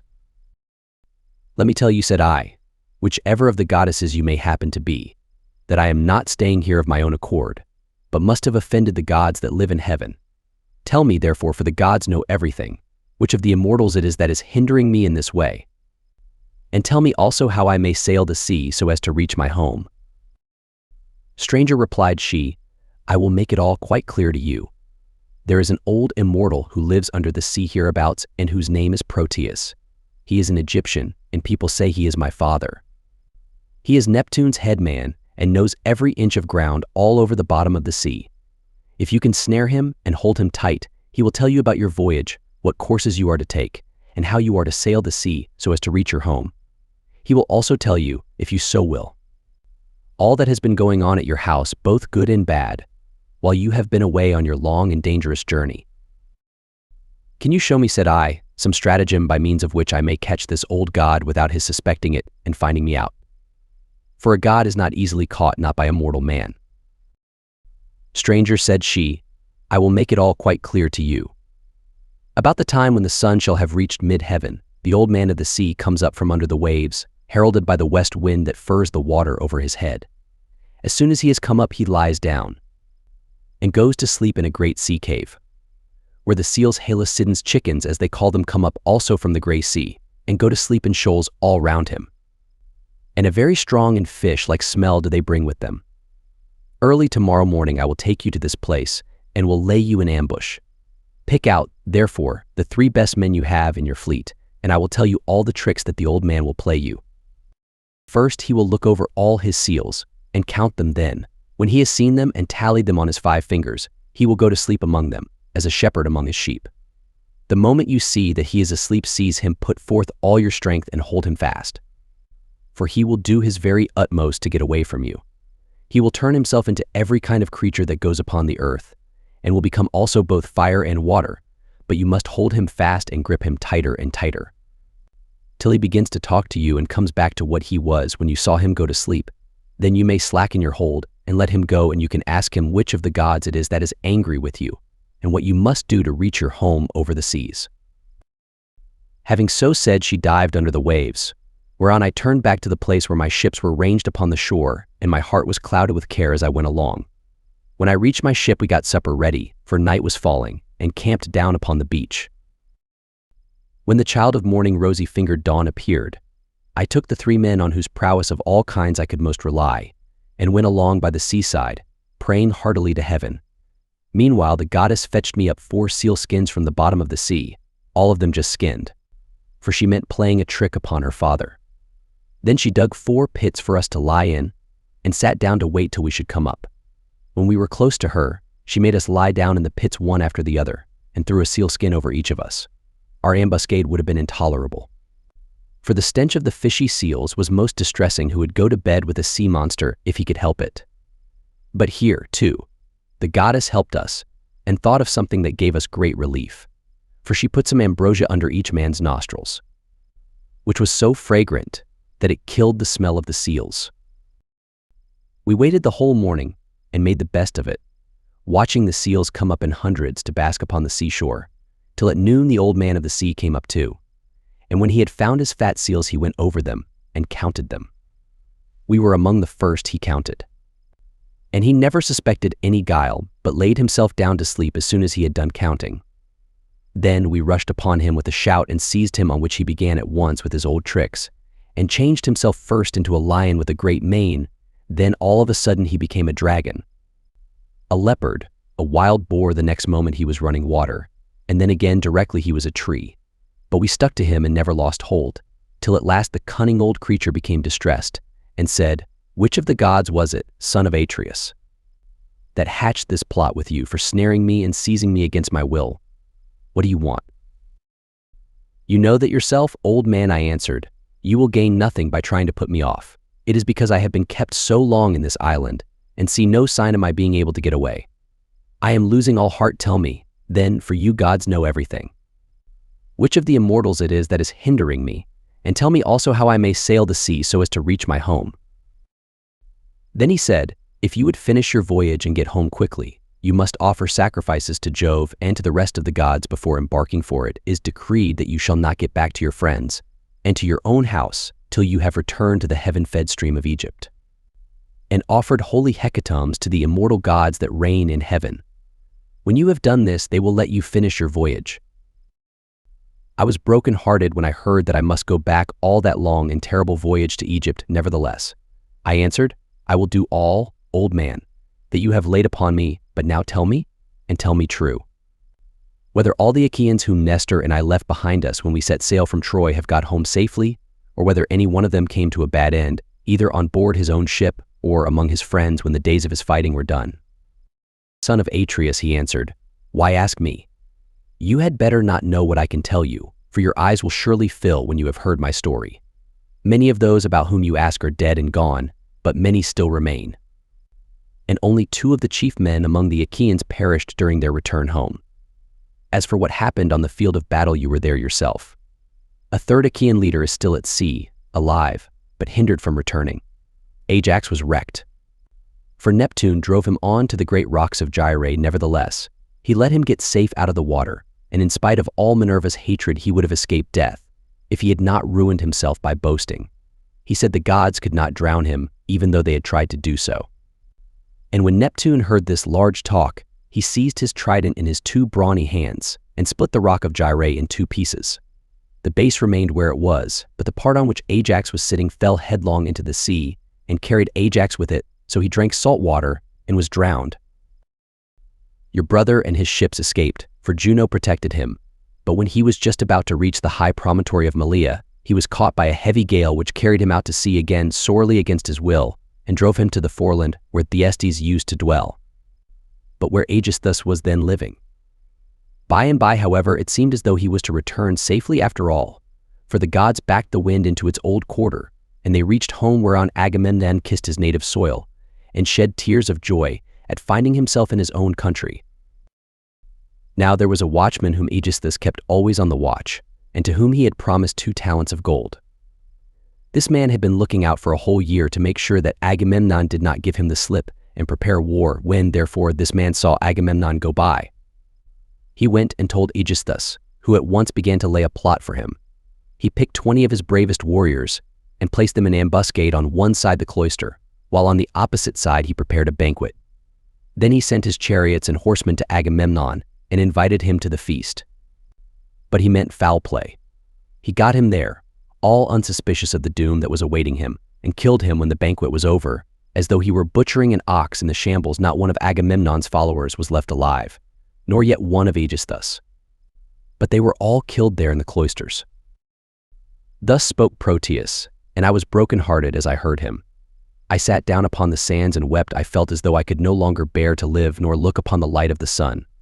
Presently, when I had had my fill of weeping and writhing upon the ground, the old man of the sea said, "Son of Atreus, do not waste any more time in crying so bitterly. It can do no manner of good. Find your way home as fast as ever you can, for Aegisthus may be still alive, And even though Orestes has been beforehand with you in killing him, you may yet come in for his funeral."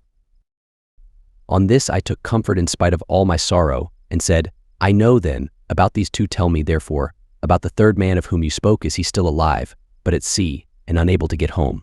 Or is he dead? Tell me, no matter how much it may grieve me." "The third man," he answered, "is Ulysses, who dwells in Ithaca. I can see him in an island sorrowing bitterly in the house of the nymph Calypso, who is keeping him prisoner, and he cannot reach his home, for he has no ships nor sailors to take him over the sea. As for your own end, Menelaus, you shall not die in Argos, but the gods will take you to the Elysian plain, which is at the ends of the world. There fair-haired Rhadamanthus reigns, and men lead an easier life than anywhere else in the world, for in Elysium there falls not rain, nor hail, nor snow. But Oceanus breeds ever with a west wind that sings softly from the sea and gives fresh life to all men.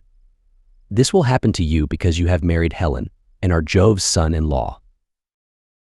As he spoke, he dived under the waves, whereon I turned back to the ships with my companions, and my heart was clouded with care as I went along. When we reached the ships, we got supper ready, for night was falling, and camped down upon the beach. When the child of morning, rosy-fingered dawn, appeared, we drew our ships into the water, and put our masts and sails within them. Then we went on board ourselves, took our seats on the benches, and smote the grey sea with our oars. I again stationed my ships in the heaven-fed stream of Egypt, and offered hecatombs that were full and sufficient. When I had thus appeased heaven's anger, I raised a barrow to the memory of Agamemnon, that his name might live forever, after which I had a quick passage home, for the gods sent me a fair wind. And now for yourself stay here some 10 or 12 days longer, and I will then speed you on your way. I will make you a noble present of a chariot and 3 horses. I will also give you a beautiful chalice, that so long as you live you may think of me whenever you make a drink offering to the immortal gods." "Son of Atreus," replied Telemachus, "do not press me to stay longer. I should be contented to remain with you for another 12 months. I find your conversation so delightful that I should never once wish myself at home with my parents, but my crew, whom I have left at Pylos, are already impatient, and you are detaining me from them. As for any present you may be disposed to make me, I had rather that it should be a piece of plate. I will take no horses back with me to Ithaca, but will leave them to adorn your own stables, for you have much flat ground in your kingdom where lotus thrives, as also meadow sweet and wheat and barley, and oats with their white and spreading ears, whereas in Ithaca we have neither open fields nor race courses, and the country is more fit for goats than horses, and I like it the better for that. None of our islands have much level ground, suitable for horses, and Ithaca least of all." Menelaus smiled and took Telemachus's hand within his own. "What you say," said he, "shows that you come of good family. I both can and will make this exchange for you by giving you the finest and most precious piece of plate in all my house. It is a mixing bowl by Vulcan's own hand, of pure silver, except the rim, which is inlaid with gold. Phaemus, king of the Sidonians, gave it me in the course of a visit which I paid him when I returned thither on my homeward journey. I will make you a present of it." Thus did they converse, and guests kept coming to the king's house. They brought sheep and wine, while their wives had put up bread for them to take with them, so they were busy cooking their dinners in the courts. Meanwhile the suitors were throwing discs or aiming with spears at a mark on the leveled ground in front of Ulysses' house, and were behaving with all their old insolence. Antinous and Eurymachus, who were their ringleaders and much the foremost among them all, were sitting together when Noemon son of Phronius came up and said to Antinous, "Have we any idea, Antinous, on what day Telemachus returns from Pylos? He has a ship of mine, and I want it. To cross over to Elis, I have 12 brood mares there with yearling mule foals by their side not yet broken in, and I want to bring one of them over here and break him." They were astounded when they heard this, for they had made sure that Telemachus had not gone to the city of Neleus. They thought he was only away somewhere on the farms, and was with the sheep, or with the swineherd. So Antinous said, "When did he go? Tell me truly, and what young men did he take with him? Were they freemen or his own bondsmen, for he might manage that too? Tell me also. Did you let him have the ship of your own free will, because he asked you, or did he take it without your leave?" "I lent it him," answered Noemon. "What else could I do when a man of his position said he was in a difficulty, and asked me to oblige him? I could not possibly refuse. As for those who went with him, they were the best young men we have, And I saw Mentor go on board as captain or some god who was exactly like him. I cannot understand it, for I saw Mentor here myself yesterday morning, and yet he was then setting out for Pylos. Noemon then went back to his father's house, but Antinous and Eurymachus were very angry. They told the others to leave off playing and to come and sit down along with themselves. When they came, Antinous, son of Eupates, spoke in anger.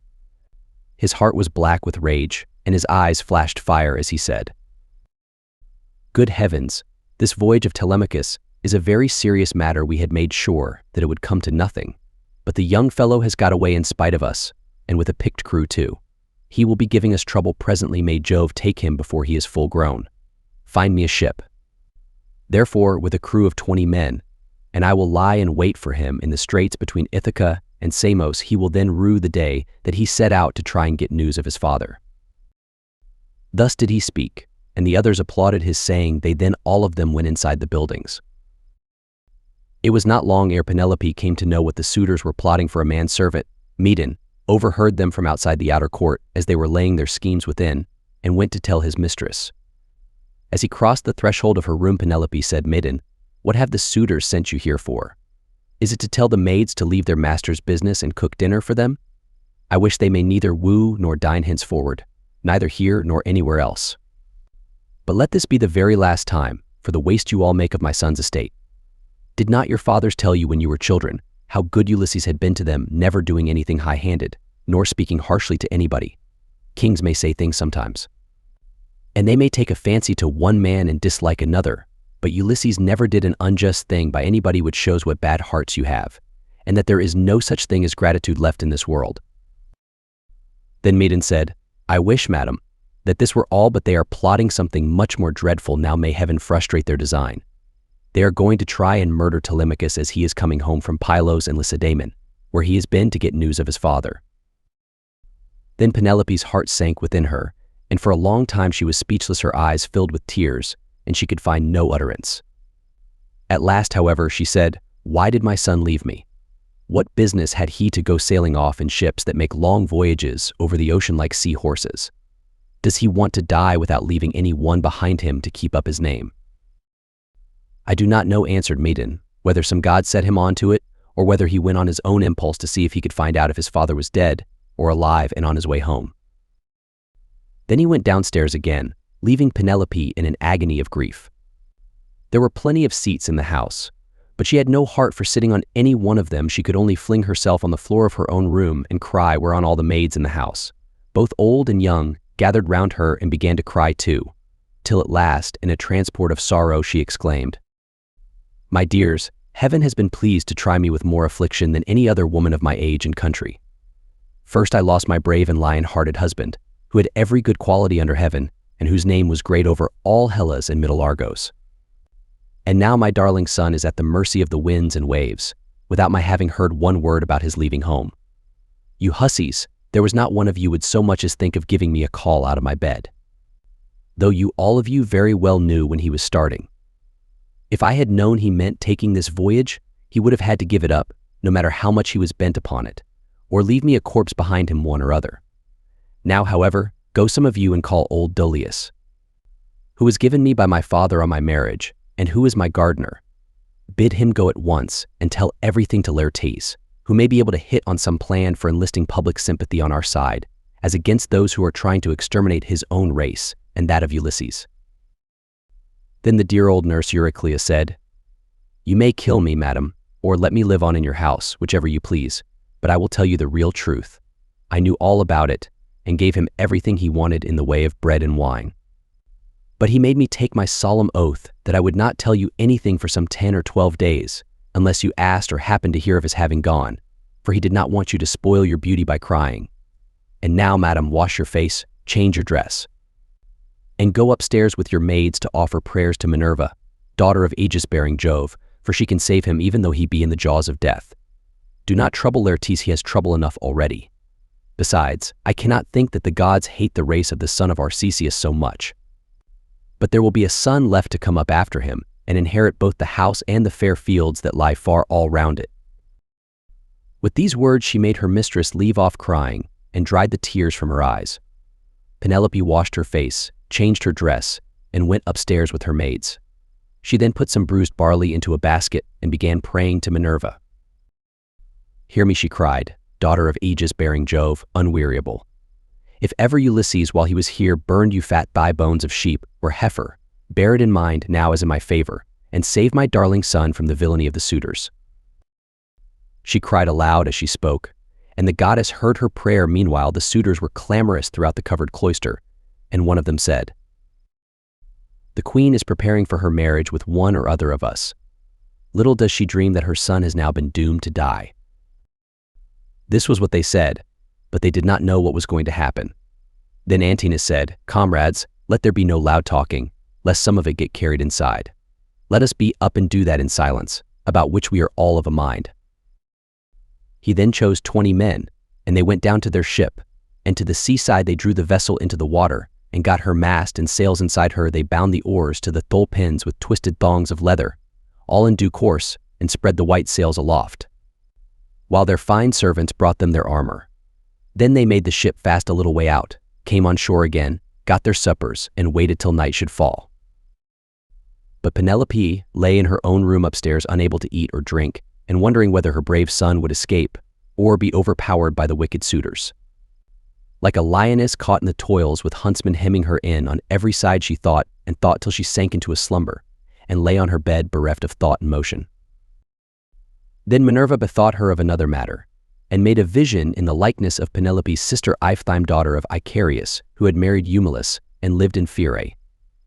She told the vision to go to the house of Ulysses, and to make Penelope off crying, so it came into her room by the hole through which the thong went for pulling the door to, and hovered over her head, saying, "You are asleep.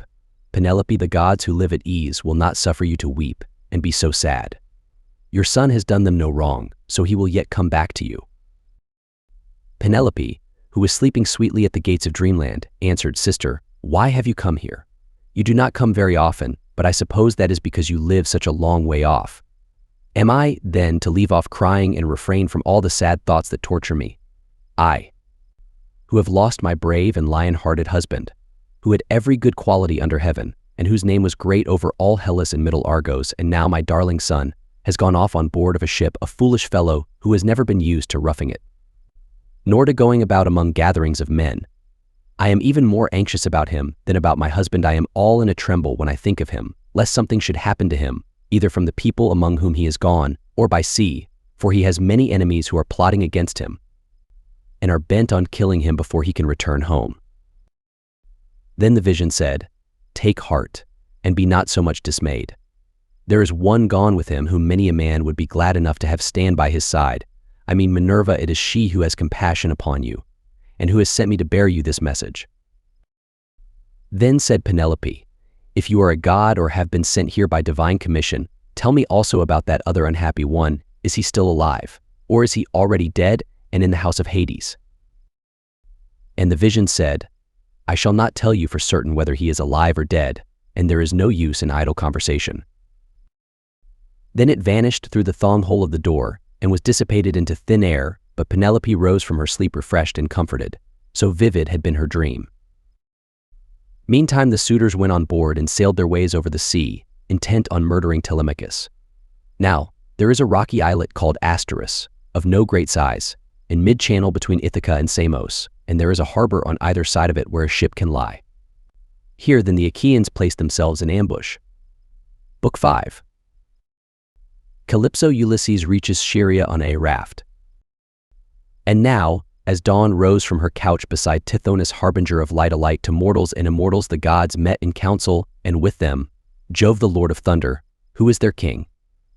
Thereon Minerva began to tell them of the many sufferings of Ulysses, for she pitied him away there in the house of the nymph Calypso. "Father Jove," said she, "and all you other gods that live in everlasting bliss, I hope there may never be such a thing as a kind and well-disposed ruler any more, nor one who will govern equitably. I hope they will be all henceforth cruel and unjust, for there is not one of his subjects but has forgotten Ulysses, who ruled them as though he were their father. There he is, lying in great pain in an island, where dwells the nymph Calypso, who will not let him go, and he cannot get back to his own country, for he can find neither ships nor sailors to take him over the sea. Furthermore, Wicked people are now trying to murder his only son Telemachus, who is coming home from Pylos and Lacedaemon, where he has been to see if he can get news of his father." "What, my dear, are you talking about?" replied her father. "Did you not send him there yourself, because you thought it would help Ulysses to get home and punish the suitors? Besides, you are perfectly able to protect Telemachus, and to see him safely home again, while the suitors have to come hurry-scurrying back without having killed him." When he had thus spoken, he said to his son Mercury, "Mercury, you are our messenger. Go therefore and tell Calypso we have decreed that poor Ulysses is to return home. He is to be convoyed neither by gods nor men. But after a perilous voyage of 20 days upon a raft, he is to reach fertile Scheria, the land of the Phaeacians, who are near of kin to the gods, and will honor him as though he were one of ourselves. They will send him in a ship to his own country, and will give him more bronze and gold and raiment than he would have brought back from Troy, if he had had all his prize money and had got home without disaster. This is how we have settled that he shall return to his country and his friends." Thus he spoke, and Mercury, guide and guardian, slayer of Argus, did as he was told. Forthwith he bound on his glittering golden sandals, with which he could fly like the wind over land and sea.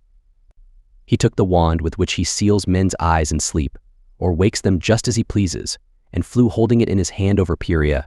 Then he swooped down through the firmament till he reached the level of the sea, whose waves he skimmed like a cormorant that flies fishing every hole and corner of the ocean, and drenching its thick plumage in the spray. He flew and flew over many a weary wave, but when at last he got to the island which was his journey's end, he left the sea and went on by land till he came to the cave where the nymph Calypso lived. He found her at home. There was a large fire burning on the hearth, and one could smell from far the fragrant reek of burning cedar and sandalwood. As for herself, she was busy at her loom, shooting her golden shuttle through the warp and singing beautifully. Round her cave there was a thick wood of alder, poplar, and sweet-smelling cypress trees, wherein all kinds of great birds had built their nests, owls, hawks, and chattering sea crows that occupy their business in the waters. A vine loaded with grapes was trained and grew luxuriantly about the mouth of the cave. There were also 4 running rills of water in channels cut pretty close together, and turned hither and thither so as to irrigate the beds of violets and luscious herbage over which they flowed. Even a god could not help being charmed with such a lovely spot, so Mercury stood still and looked at it, but when he had admired it sufficiently, he went inside the cave. Calypso knew him at once, for the gods all know each other, no matter how far they live from one another, but Ulysses was not within. He was on the seashore, as usual, looking out upon the barren ocean with tears in his eyes, groaning and breaking his heart for sorrow. Calypso gave Mercury a seat, and said, "Why have you come to see me? Mercury honored, and ever welcome, for you do not visit me often. Say what you want, I will do it for you at once if I can, and if it can be done at all, but come inside, and let me set refreshment before you." As she spoke, she drew a table loaded with ambrosia beside him, and mixed him some red nectar, so Mercury ate and drank till he had had enough, and then said, "We are speaking god and goddess to one another, and you ask me why I have come here, and I will tell you truly as you would have me do. Jove sent me, it was no doing of mine. Who could possibly want to come all this way over the sea, where there are no cities full of people to offer me sacrifices or choice hecatombs? Nevertheless, I had to come, for none of us other gods can cross Jove, nor transgress his orders. He says that you have here the most ill-starred of all those who fought 9 years before the city of King Priam, and sailed home in the 10th year after having sacked it. On their way home they sinned against Minerva, who raised both wind and waves against them, so that all his brave companions perished, and he alone was carried hither by wind and tide. Jove says that you are to let this man go at once, for it is decreed that he shall not perish here, far from his own people, but shall return to his house and country and see his friends again." Calypso trembled with rage when she heard this. "You gods," she exclaimed, "ought to be ashamed of yourselves. You are always jealous and hate seeing a goddess take a fancy to a mortal man, and live with him in open matrimony. So when rosy-fingered Dawn made love to Orion, you precious gods were all of you furious till Diana went and killed him in Ortygia. So again when Ceres fell in love with Iasion, and yielded to him in a thrice-ploughed fallow field, Jove came to hear of it before so very long and killed Iasion with his thunderbolts. And now you are angry with me too, because I have a man here.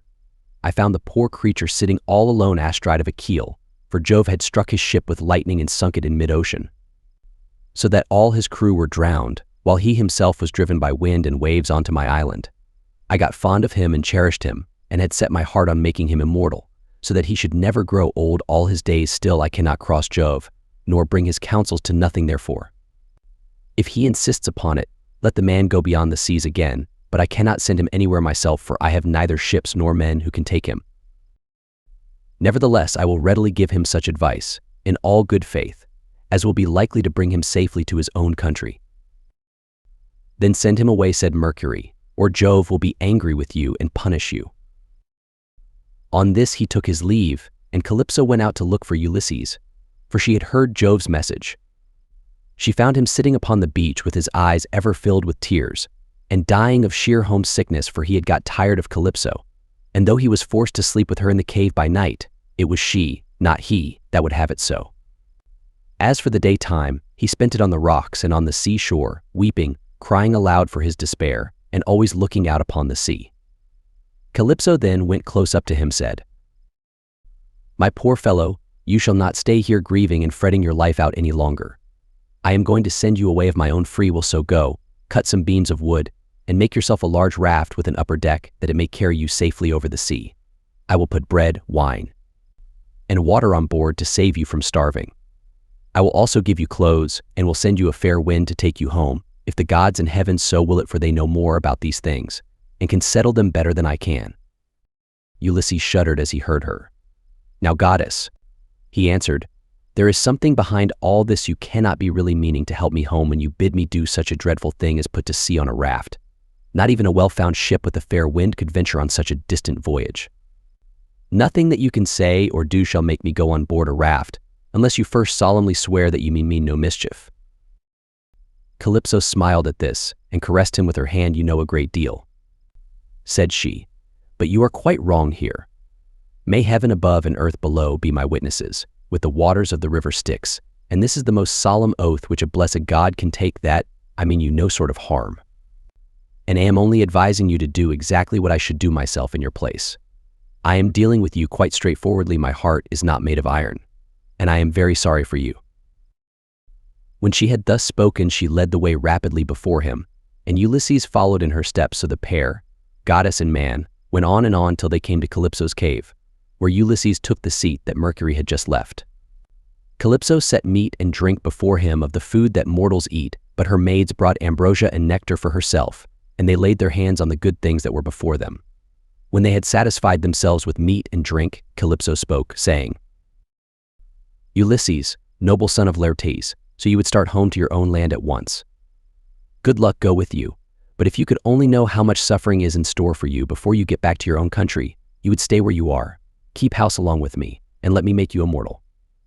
No matter how anxious you may be to see this wife of yours, of whom you are thinking all the time day after day, yet I flatter myself that I am no whit less tall or well-looking than she is, for it is not to be expected that a mortal woman should compare in beauty with an immortal."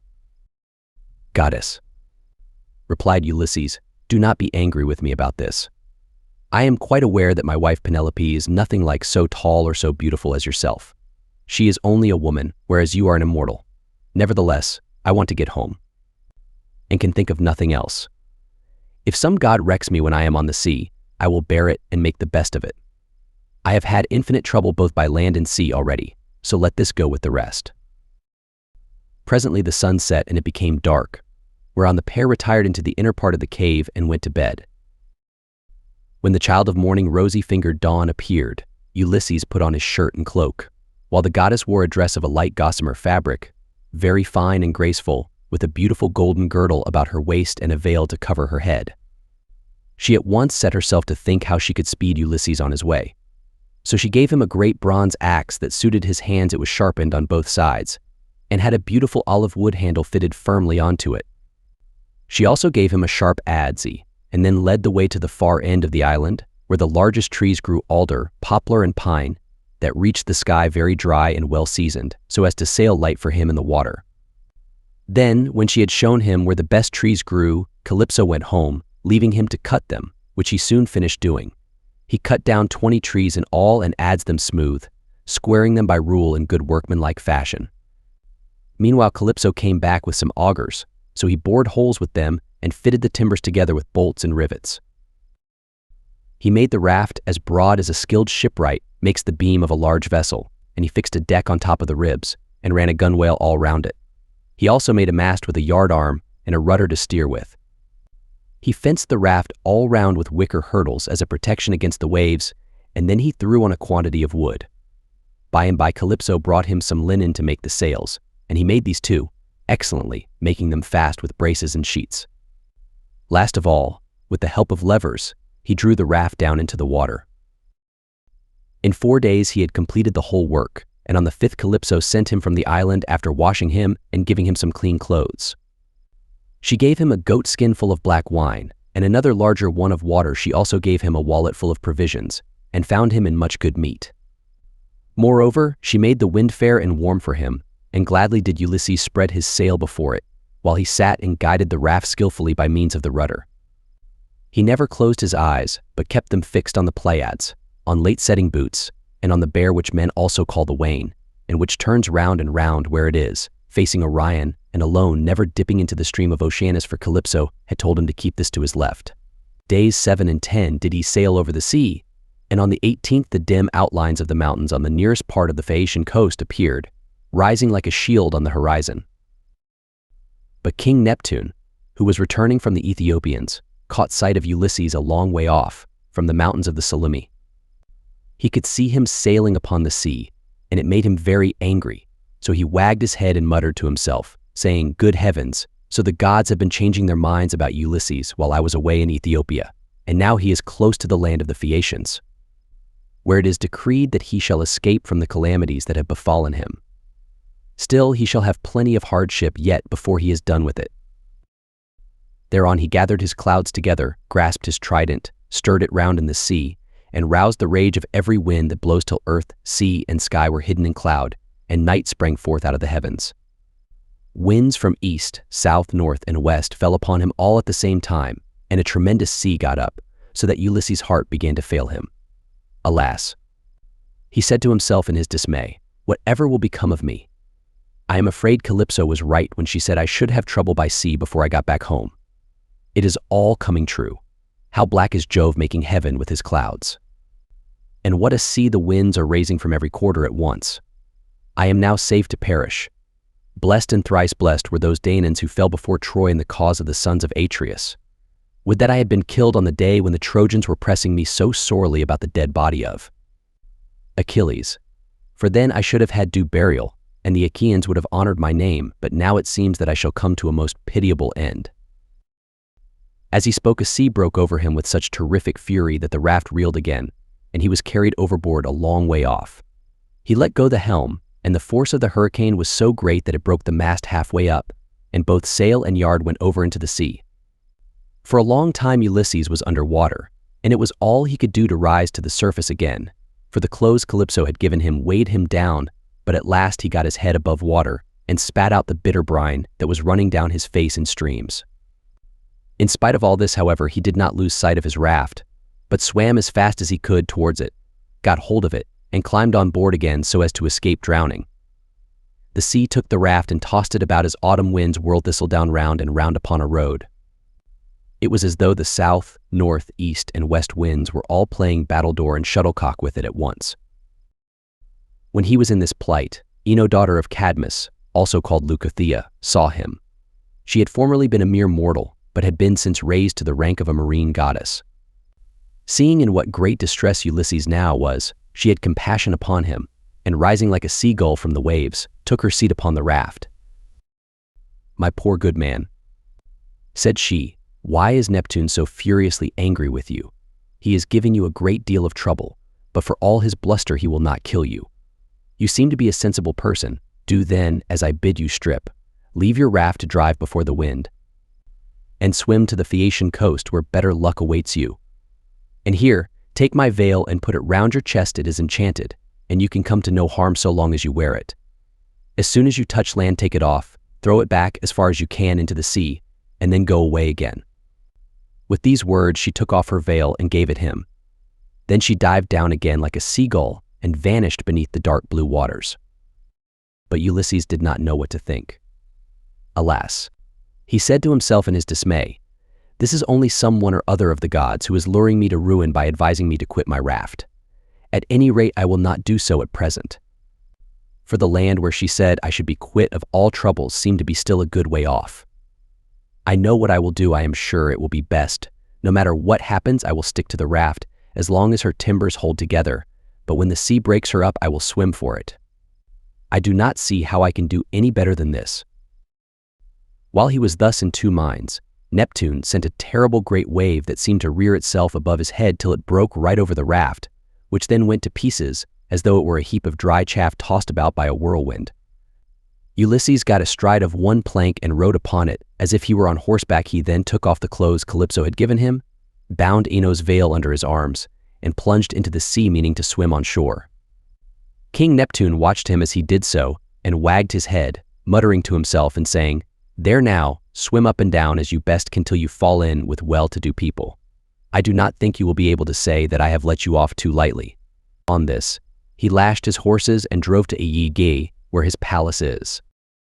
But Minerva resolved to help Ulysses, so she bound the ways of all the winds except one, and made them lie quite still, but she roused a good stiff breeze from the north that should lay the waters till Ulysses reached the land of the Phaeacians, where he would be safe.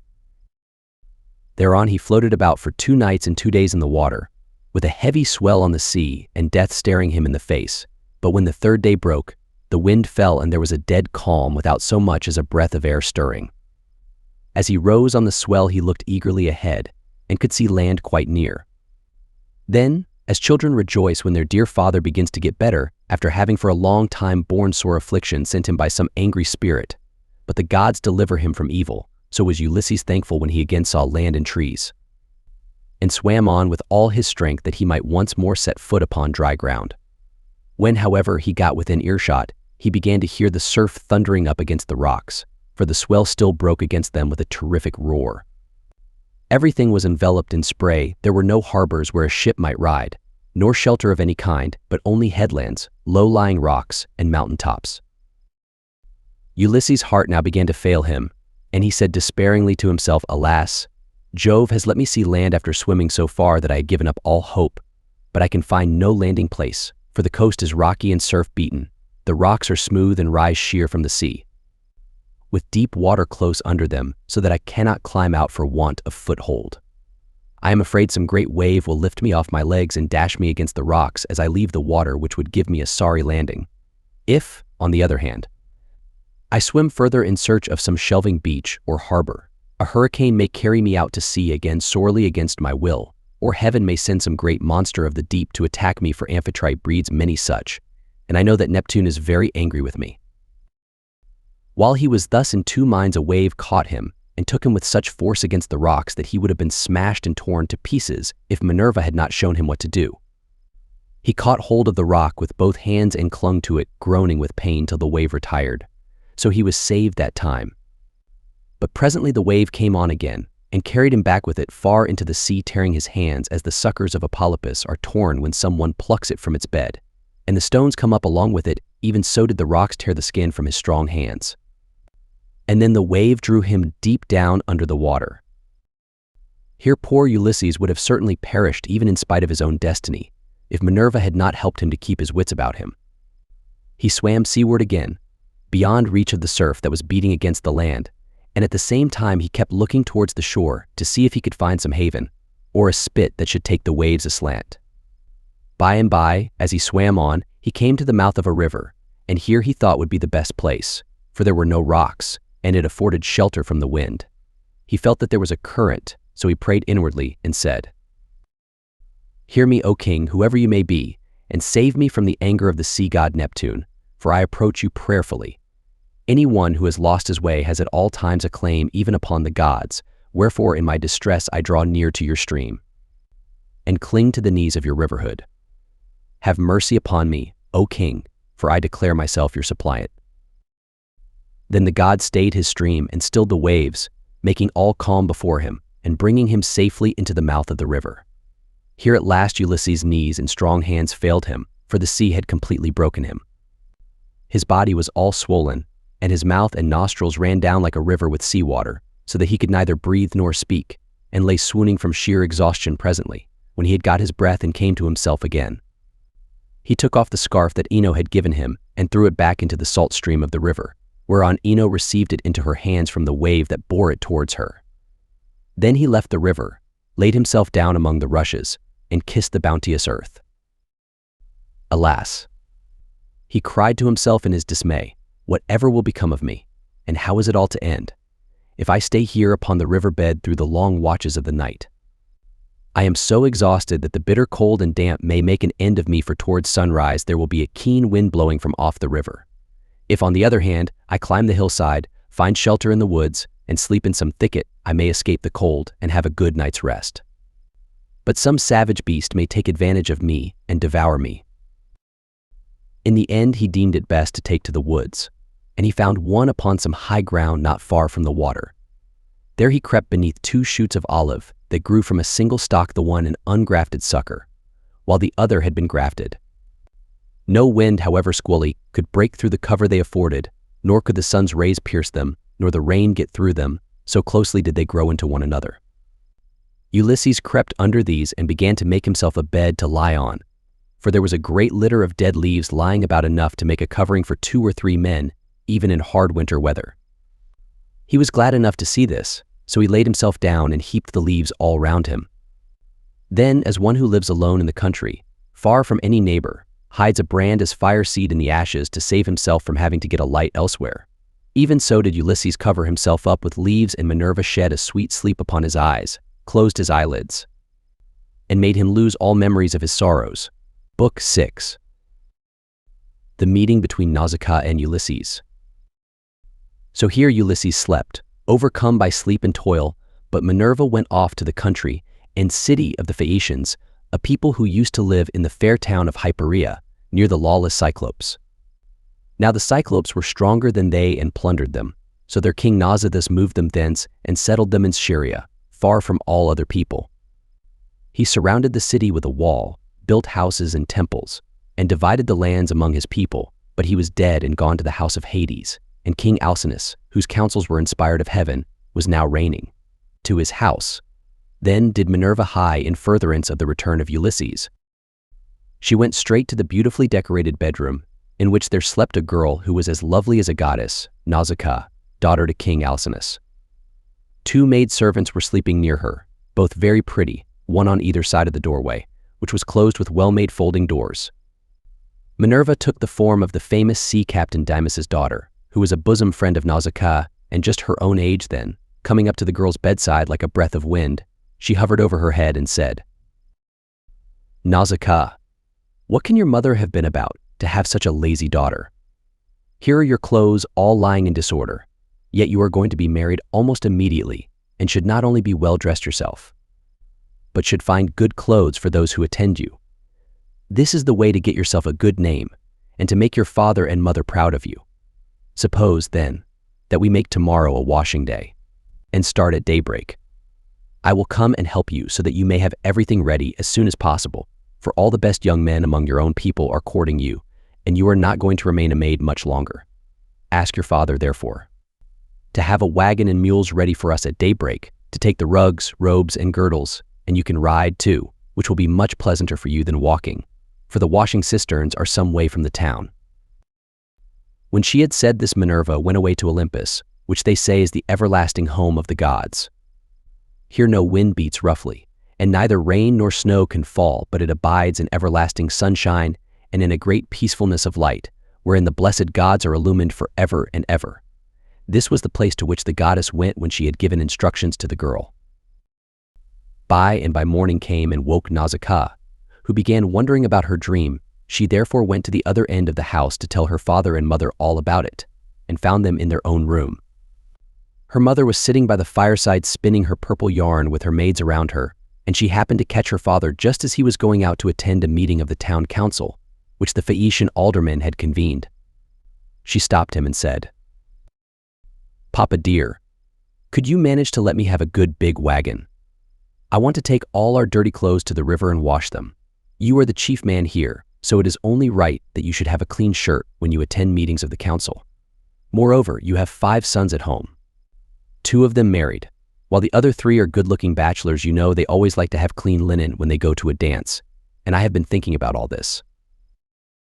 She did not say a word about her own wedding, for she did not like to, but her father knew and said, "You shall have the mules, my love, and whatever else you have a mind for. Be off with you, and the men shall get you a good strong wagon with a body to it that will hold all your clothes."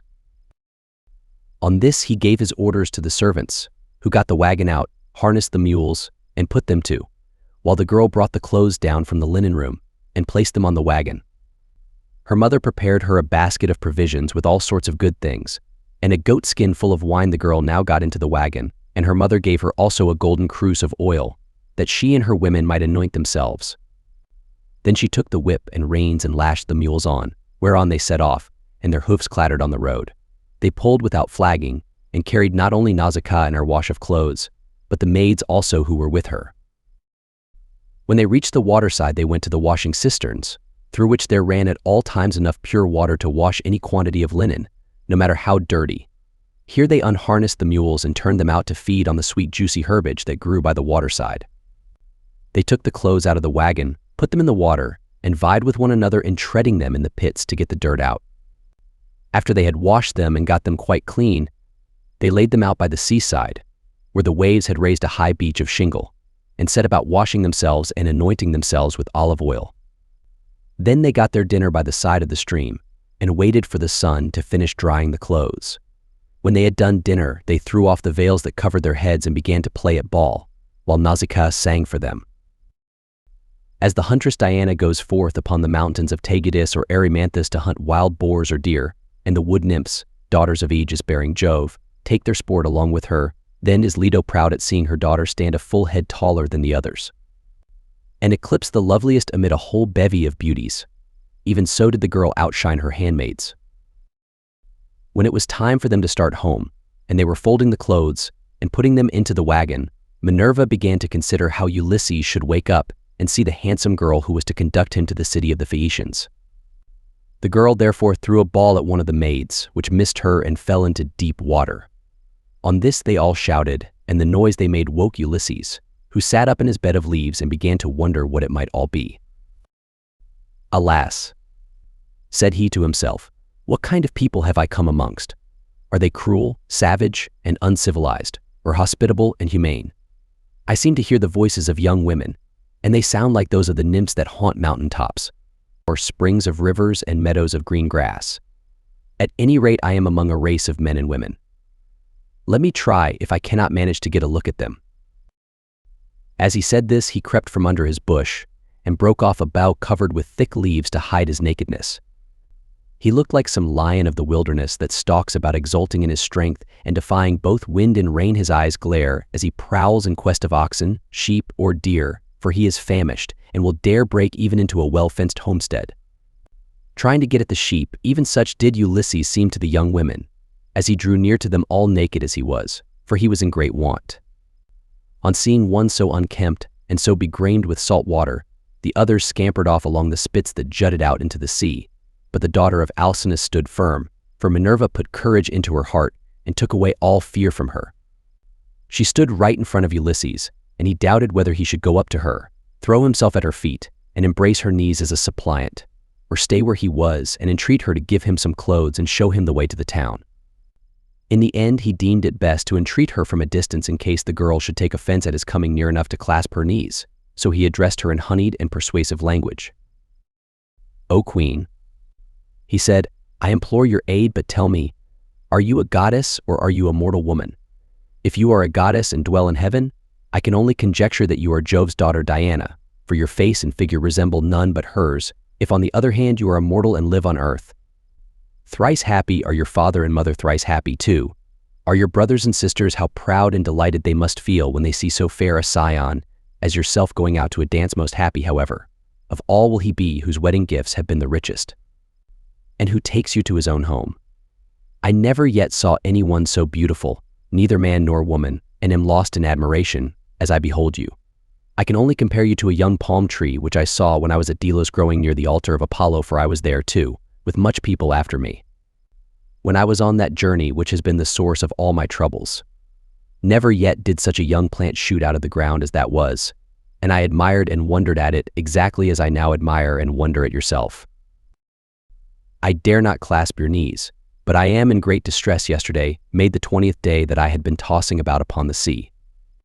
The winds and waves have taken me all the way from the Ogygian island, and now fate has flung me upon this coast that I may endure still further suffering, for I do not think that I have yet come to the end of it, but rather that heaven has still much evil in store for me.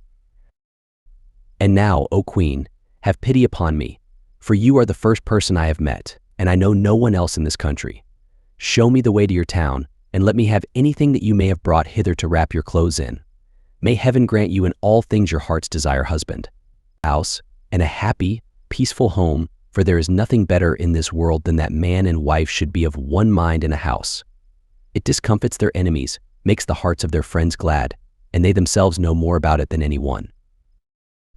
To this Nausicaa answered, Stranger, you appear to be a sensible, well-disposed person. There is no accounting for luck. Jove gives prosperity to rich and poor, just as he chooses, so you must take what he has seen fit to send you, and make the best of it. Now, however, that you have come to this our country, you shall not want for clothes, nor for anything else that a foreigner in distress may reasonably look for. I will show you the way to the town, and will tell you the name of our people. We are called Phaeacians, and I am daughter to Alcinous, in whom the whole power of the state is vested. Then she called her maids and said, Stay where you are, you girls. Can you not see a man without running away from him? Do you take him for a robber or a murderer? Neither he nor anyone else can come here to do us Phaeacians any harm, for we are dear to the gods, and live apart on a land's end that juts into the sounding sea, and have nothing to do with any other people. This is only some poor man who has lost his way, and we must be kind to him, for strangers and foreigners in distress are under Jove's protection, and will take what they can get and be thankful. So, girls, give the poor fellow something to eat and drink, and wash him in the stream at some place that is sheltered from the wind. On this, the maids left off running away and began calling one another back. They made Ulysses sit down in the shelter as Nausicaa had told them, and brought him a shirt and cloak. They also brought him the little golden cruse of oil, and told him to go and wash in the stream. But Ulysses said, Young women, please to stand a little on one side, that I may wash the brine from my shoulders and anoint myself with oil. For it is long enough since my skin has had a drop of oil upon it. I cannot wash as long as you all keep standing there. I am ashamed to strip before a number of good-looking young women. Then they stood on one side and went to tell the girl, while Ulysses washed himself in the stream and scrubbed the brine from his back and from his broad shoulders. When he had thoroughly washed himself and had got the brine out of his hair, he anointed himself with oil and put on the clothes which the girl had given him. Minerva then made him look taller and stronger than before. She also made the hair grow thick on the top of his head and flow down in curls like hyacinth blossoms. She glorified him about the head and shoulders as a skillful workman who has studied art of all kinds under Vulcan, and Minerva enriches a piece of silver plate by gilding it, and his work is full of beauty. Then he went and sat down a little way off upon the beach, looking quite young and handsome, and the girl gazed on him with admiration. Then she said to her maids, Hush, my dears, for I want to say something. I believe the gods who live in heaven have sent this man to the Phaeacians. When I first saw him, I thought him plain, but now his appearance is like that of the gods who dwell in heaven.